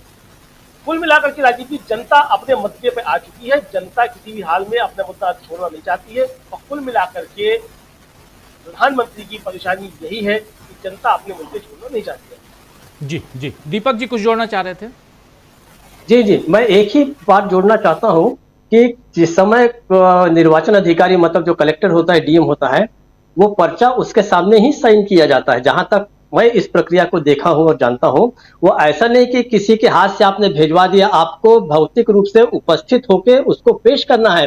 तो कोई कैसे कह सकता है कि किसी मतलब ये हमारे हस्ताक्षर नहीं है, मतलब आपने क्या दूसरे के हस्ताक्षर किए, तो व्यक्ति को खुद ही वहां पे उपस्थित होकर नामांकन पत्र को जमा करना पड़ता है। इसके बारे में और थोड़ा सा देख सकते हैं आप क्या है मामला। जी शकील अख्तर जी, अब जल्दी ज़रा एक मसले पे चर्चा जरूर करना चाहूँगा। ये जो चुनाव है और इस चुनाव में क्या जो पहले जिस सवाल के साथ आया था अमलेंदु उपाध्याय जी के पास में, उसी सवाल के साथ में कि क्या ये चुनाव अब एक दूसरी गति और जिसमें बहुत लड़खड़ाते हुए नरेंद्र मोदी नज़र आ रहे हैं, उनकी पार्टी नज़र आ रही है, क्योंकि ये चुनाव अब संविधान के इर्द गिर्द लड़ा जा रहा है। विपक्ष कल भी जो रांची में जो विपक्ष की बैठक हुई, महारैली, उसमें भी इसी संविधान को बचाव की बात हो रही थी। बार बार दिल्ली में अगर देखा जाए तो केजरीवाल का जिक्र आता है, क्योंकि उनके साथ ज्यादती हो रही है मुख्यमंत्री के रूप में। वो तिहाड़ जेल में है, हिंदुस्तान का पहला मुख्यमंत्री जो जेल में है। और दूसरी तरफ हम उधर रांची में भी देख रहे हैं कि पिछले 2.5 महीने से हेमंत सोरेन जेल में हैं। भ्रष्टाचार की बात करते हैं, लेकिन जब इनसे भ्रष्टाचार पे सवाल किया जाता है तो अगल बगल झांकने लगते हैं। ये सारी चीज़ें क्या संविधान के इर्द गिर्द ये चुनाव जा रहा है और ये चुनाव फंसा चुका है विपक्ष इस चुनाव में नरेंद्र मोदी को? लगता है आपको ऐसा?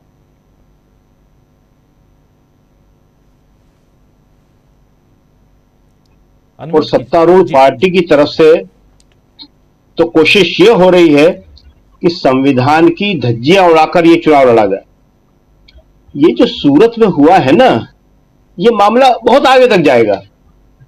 ये लोकसभा का चुनाव है, ग्राम पंचायत का चुनाव नहीं है कि निर्विरोध आप निर्वाचित कर लो। आज ग्राम पंचायत में भी कोई निर्विरोध निर्वाचित नहीं हो सकता है। और प्रस्तावक वहां नकली होते हैं, प्रस्तावक पे वहां सवाल उठते हैं, गिनती के प्रस्तावक होते हैं। जो हम लोग सीआर का चुनाव लड़ते थे, क्लास रिप्रेजेंटेटिव का, कॉलेज में, कि वहां कुल 2600 लड़के होते थे, उनमें से बनाया तो किसी ने कहा कि ये है भी कि नहीं है। अरे अनगिनत लोग हैं, लाखों लोग हैं लोकसभा के चुनाव में वोटर, कोई भी बन सकता है। ये मामूली बात नहीं है, इसे प्रस्तावक पलटता नहीं है कोई भी। अपने आसपास के लोगों को बनाया जाता है, घर के लोगों को बनाया जाता है, दोस्त यारों को बनाया जाता है। वहां कोई ऐसा मुद्दा नहीं है कि जैसे किसी खास विशेष व्यक्ति को बनाया जा रहा हो, शहर के विशेष व्यक्तियों को जोड़ा जा रहा हो। ये बहुत ही महत्वपूर्ण बात है और ये जो है बहुत दूर तक जाने वाला चुनाव है। एक सीट जीतकर आप बहुत नुकसान उठाने वाले हैं। ये एक सीट निर्विरोध नहीं रहेगी, किसी भी स्थिति में रहने वाली नहीं है ये। आप याद करिए कि खजुराहो में क्या किया था। खजुराहो में भी तो यही किया कि तकनीकी आधार पे जो चुनाव जीतने की कोशिश करेगा, धांधलियों के आधार पे जो चुनाव जीतने की कोशिश करेगा, इसका मतलब ग्राउंड में वो कमजोर है। उसको हकीकत मालूम पड़ गई है कि वास्तविकता में क्या होने वाला है, इसीलिए वो तकनीक पे जा रहा है, टेक्निकल चीजों पे जा रहा है वो। खजुराहो का भी मामला साधारण मामला नहीं, वो भी सुप्रीम कोर्ट में जाएगा। वहां पे भी आपने जो समाजवादी पार्टी का उम्मीदवार था, इंडिया गठबंधन का उम्मीदवार था, उसका नामांकन आपने रद्द कर दिया है वहां के डीएम ने। और यहां पे डीएम ने यह कर दिया है कि निर्विरोध निर्वाचित घोषित कर दिया है। देखिए, आज की तारीख में यह बात साबित हो चुकी है और इसको तो मीडिया खुद कह रहा है, जगह जगह कह रहा है। आज आप कहीं पे भी चले जाओ, ये सारे मुद्दे कितने ही दबाने की कोशिश करें, लेकिन वो तो चर्चा में सब जगह है। बेरोजगारी का मुद्दा है, महंगाई का मुद्दा है, और एक सबसे बड़ी बात जो सभी लोग सुन रहे होंगे, हम ये अकेले नहीं सुन रहे, अभी भी हर जगह ये बात हो रही है कि क्या राजपूतों ने वोट दिया बीजेपी को? क्या राजपूत वोट देंगे? जी। शुरू में क्या कहा था इन्होंने कि झूठा प्रचार है, ये ऐसा हो ही नहीं सकता, ये सभाएं हो ही नहीं रही है, सब काल्पनिक है। और आज ये सच्चाई है कि वो नाराज है। आज ये सच्चाई है कि उन्होंने बड़ी बड़ी मीटिंगें करी।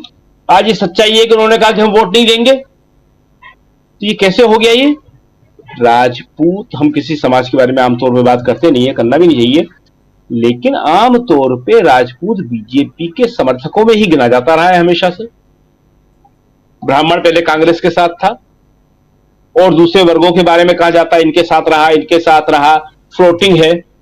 लेकिन आमतौर पे जो है ये माना जाता है कि उसके कई कारण हैं, लेकिन हम थोड़ा सा बता दें क्योंकि बात साफ करना भी जरूरी होती है कि इंदिरा गांधी ने जो राजा रानियों के प्रिविलेज खत्म किए थे और जो प्रिविलेज खत्म किए थे, उसके बाद से ये हवा ज्यादा तेज बहने लगी कि राजपूत समाज जो अपने आप को शासक वर्ग मानता था, उसे लगा कि इंदिरा गांधी ने हमारे खिलाफ ये काम किया है, और वो जो है कांग्रेस के विरोध में ज्यादा दिखने लगा जी। तो वो कांग्रेस के विरोध में दिखने वाला वर्ग आज बीजेपी के विरोध में कैसे चला गया? क्यों? क्योंकि एक केंद्रीय मंत्री ने बहुत ही अशोभनीय टिप्पणी करी है समाज के ऊपर। कोई भी समाज इसको बर्दाश्त नहीं कर सकता, वैसे तो करना ही नहीं चाहिए। अभी प्रधानमंत्री जी ने खुद कर दी एक समाज के ऊपर, एक समुदाय के ऊपर। तो ये आप नफरत फैलाओगे, आप ये विभाजन फैलाओगे, तो ये सब तो हो गई। नफरत और विभाजन कभी एक दिशा में नहीं जा सकता। आपकी कोशिश ये थी कि एक ही दिशा में रहे, लेकिन ये तो नहीं है। और आज नफरत विभाजन का मुद्दा भी खत्म हो गया। आपने एक सवाल पूछा था बीच में कि क्या ये चुनाव मुद्दों के बारे में। जनाब, ये चुनाव तो मुद्दों पे आया है, मुद्दों से गया नहीं है। अब मुद्दों पे आ चुका है ये चुनाव, और असली मुद्दा वही रहेगा, बेरोजगारी। उससे अब ये चुनाव कहीं पर भी हटने वाला नहीं है। चाहे कोई कुछ भी कोशिश कर ले, इधर की बात कर ले, उधर की बात कर ले। अभी आपने बताया कि बीजेपी के लोग गए थे वहां पे राहुल के खिलाफ और कांग्रेस के खिलाफ लेके। देखिए, ये जो दक्षिण पंथ की राजनीति होती है, जो प्रतिक्रियावादी राजनीति होती है, इसका ये ट्रेंड होता है कि जो काम ये खुद करते हैं वही आरोप ठीक दूसरे पे लगाते हैं। ये झूठ बोलते हैं, कहते हैं राहुल झूठ बोलता है। ये सांप्रदायिकता फैलाते हैं, कहते हैं राहुल विभाजन फैलाता है। जी, वक्त खत्म हो रहा है, तो हम यही कहना चाहते हैं कि ये चुनाव मुद्दों पे आ चुका है, और वो मुद्दा एक ही है, जनता के असली मुद्दे। जी, जनता के असली मुद्दे। डॉक्टर साहब, आप कैसे देखते हैं, क्या ये चुनाव दूसरे फेज की तरफ अगर देखा जाए तो क्या कुछ दिखाई देता है? राजीव जी, निश्चित तौर पर बीजेपी की बौखलाहट दिखाई दे रही है कि खजुराहो के विफल प्रयोग के बाद सूरत में सफल प्रयोग करके उन्होंने दिखा दिया। मैं इसमें इतना जरूर जोड़ना चाहता हूं कि अगर चंडीगढ़ के मामले में सुप्रीम कोर्ट ने जिस कृत्य को लोकतंत्र की हत्या कहा था, उस मामले में हत्यारे को सजा मिली होती तो शायद बाकी जगह इस तरह की गतिविधियां नहीं हो पाती। मैं सीधा सवाल पूछना चाहता हूं कि जिस घटना को सुप्रीम कोर्ट ने लोकतंत्र की हत्या कहा, उसके आरोपी, उसके खिलाफ क्या कार्रवाई हुई? उस व्यक्ति के खिलाफ उस व्यक्ति को सजा मिलनी चाहिए थी या नहीं मिलना चाहिए थी? तो जब आप बड़े से बड़े अपराध में आरोपी को सजा नहीं देंगे तो अपराध करने वालों का हौसला बढ़ेगा, और वो हौसला बढ़ते हुए खजुराहो से सूरत पहुंचेगा। ये लोकतंत्र के लिए कितना दुर्भाग्यपूर्ण है। हमारे सम्मानीय दर्शक ने जो कहा था नोटा वाली बात, जी, सूरत में भी हजारों की संख्या में पहली बार के मतदाता भी तो होंगे। राजीव जी, अब वे पहली बार वोट डालने का सुख 5 साल बाद हासिल कर पाएंगे? कितनी अन्यायपूर्ण व्यवस्था है ये लोकतंत्र की जननी में लोकतंत्र पर डाका डाला जा रहा है, और सब लोग इसको धृतराष्ट्र बनकर आंखों पर पट्टी बांधकर खामोश बैठे हुए हैं। चुनाव अगले चरण में इससे भी ज्यादा विकृत दृश्य हमारे सामने लेकर आएगा, मुझे ऐसा लगता है राजीव जी। जी, डॉक्टर सुनील शुक्ला जी, आपको क्या लगता है?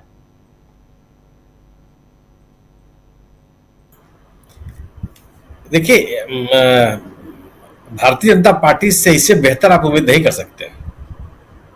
सवाल यह है कि जो बात उस हमारे दर्शक ने कही कि नोटा, अगर हमको नोटा का अधिकार है तो हमसे आप अधिकार कैसे छीन सकते हैं? पहला सवाल। दूसरी ये कि प्रक्रिया के आधार पर किसी का नामांकन रद्द नहीं हो सकता, यह लिखित है जनप्रतिनिधित्व कानून के अंतर्गत। चौथी बात, ये जो प्रस्तावक होते हैं वह निर्वाचन अधिकारी के सामने उपस्थित होकर दस्तखत करते हैं।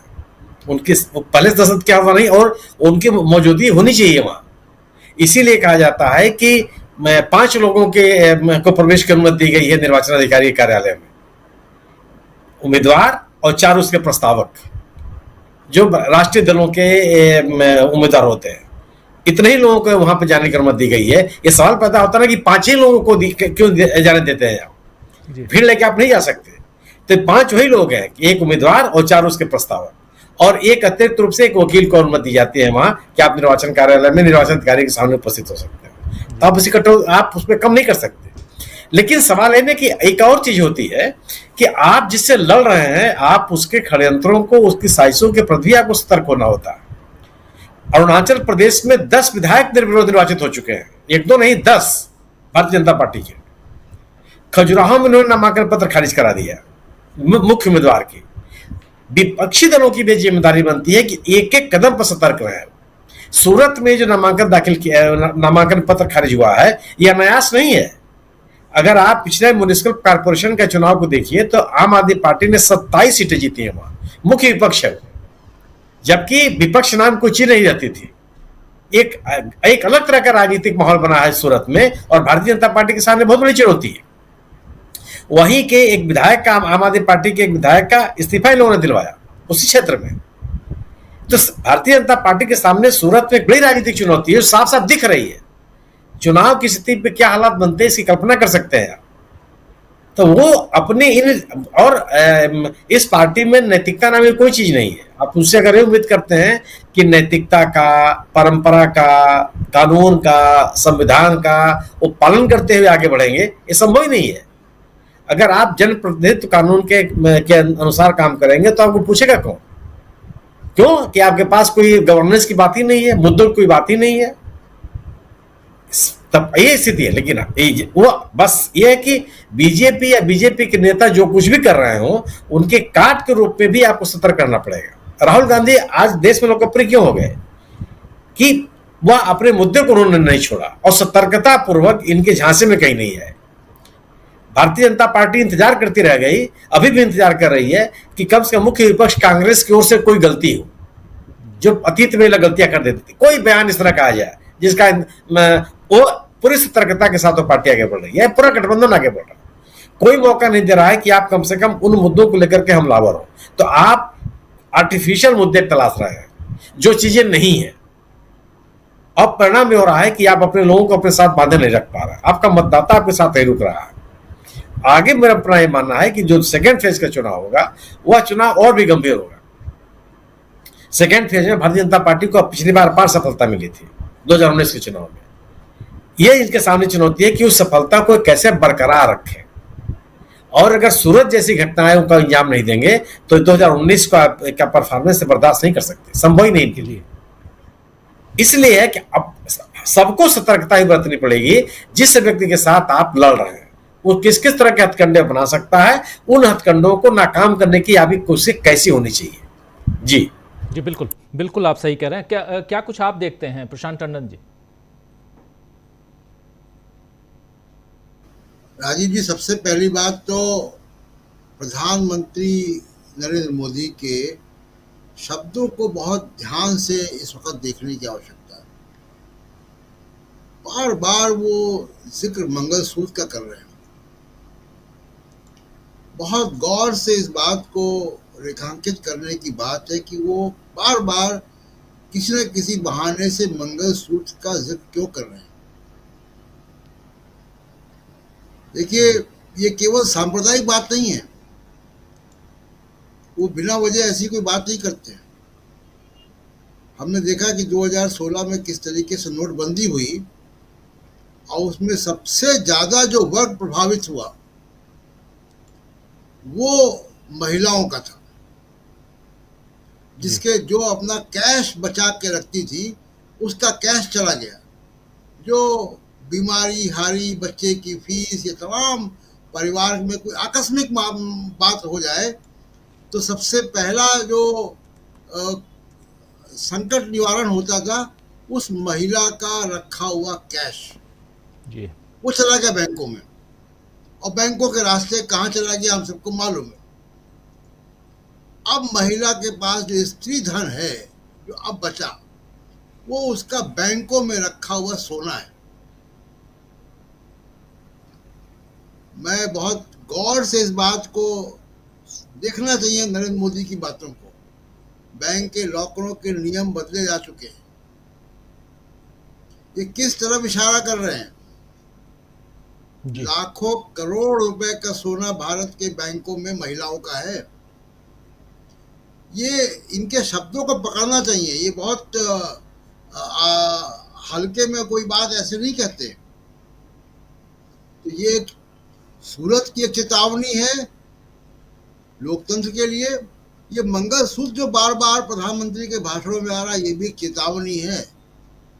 इसको देश की महिलाओं को और देश के लोगों को, पॉलिटिकल पार्टीज को देखना चाहिए। दूसरी बात, प्रधानमंत्री मोदी जी का, इसका बीजेपी का मैं नाम नहीं ले रहा हूँ, बीजेपी का ही नहीं है, उनका कैंपेन पूरा डिरेल हो चुका है, कंप्लीटली डिरेल हो चुका है। अब उनको समझ में नहीं आ रहा है कि उसका क्राइसिस मैनेजमेंट कैसे करें। अब वो इतना आगे बढ़ गए हिंदू मुसलमान पे, वहां से यू टर्न लेके लौटना और वापस विकास की बातें करना कि हमको इसलिए चुनो कि हम रोजगार देंगे, इसलिए चुनो हमको कि हम देश में खुशहाली लाएंगे।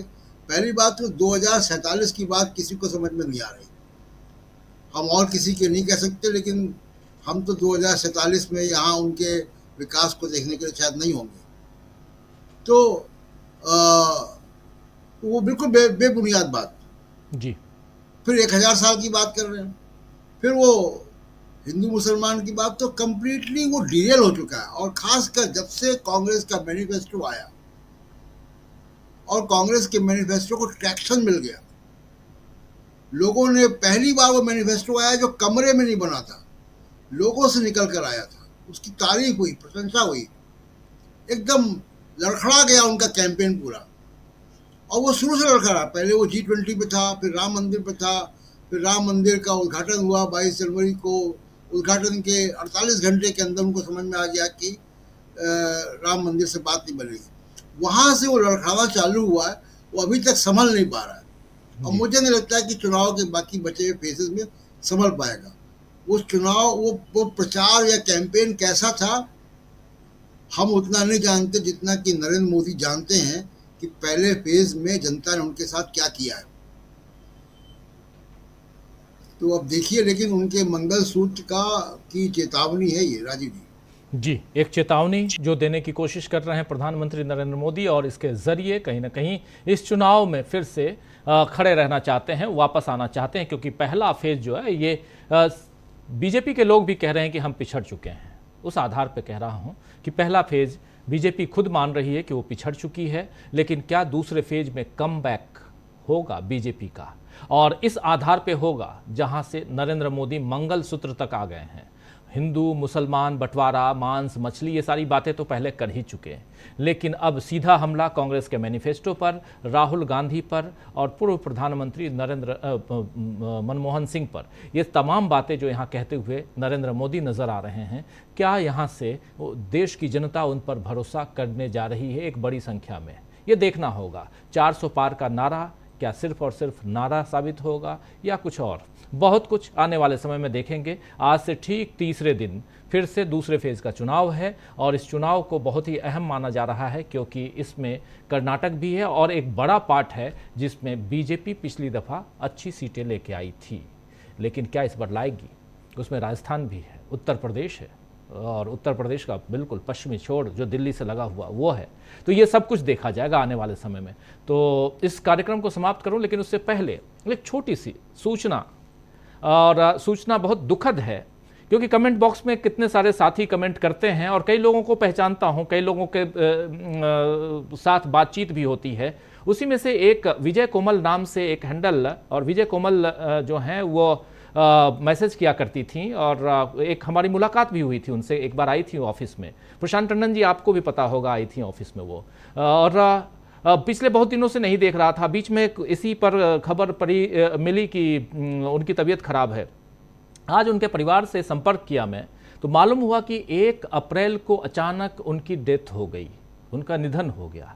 बहुत दुख हुआ, और कैंसर से पीड़ित थी, अचानक उनका निधन हो गया। और आज पता चला है, मैं पूरे डीवी लाइव परिवार, अपने पैनलिस्ट साथियों, सबकी तरफ से विजय कोमल जी के प्रति हार्दिक संवेदना, उनके परिवार के प्रति, कि वो इस दुख की घड़ी में अपने आप को संभालें, और श्रद्धांजलि अर्पित करते हैं हम। और ये बहुत दुखद है, बहुत बुरा लगा सुन के, और आप तमाम साथी हमारे साथ जुड़ते हैं, एक परिवार की तरह हैं। उस लिहाज से भी चूंकि ये खबर मुझे आज मिली और कंफर्म आज कर पाया मैं, इसलिए भी ये बहुत दुखद है।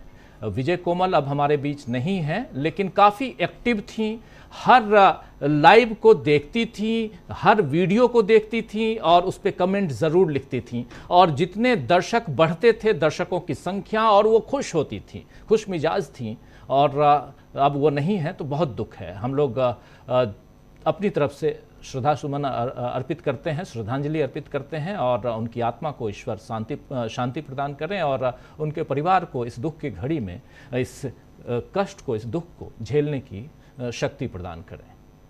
बहुत बहुत शुक्रिया अदा करता हूं हमारे तमाम साथियों, आप सब बने रहे इस लंबे समय तक। आप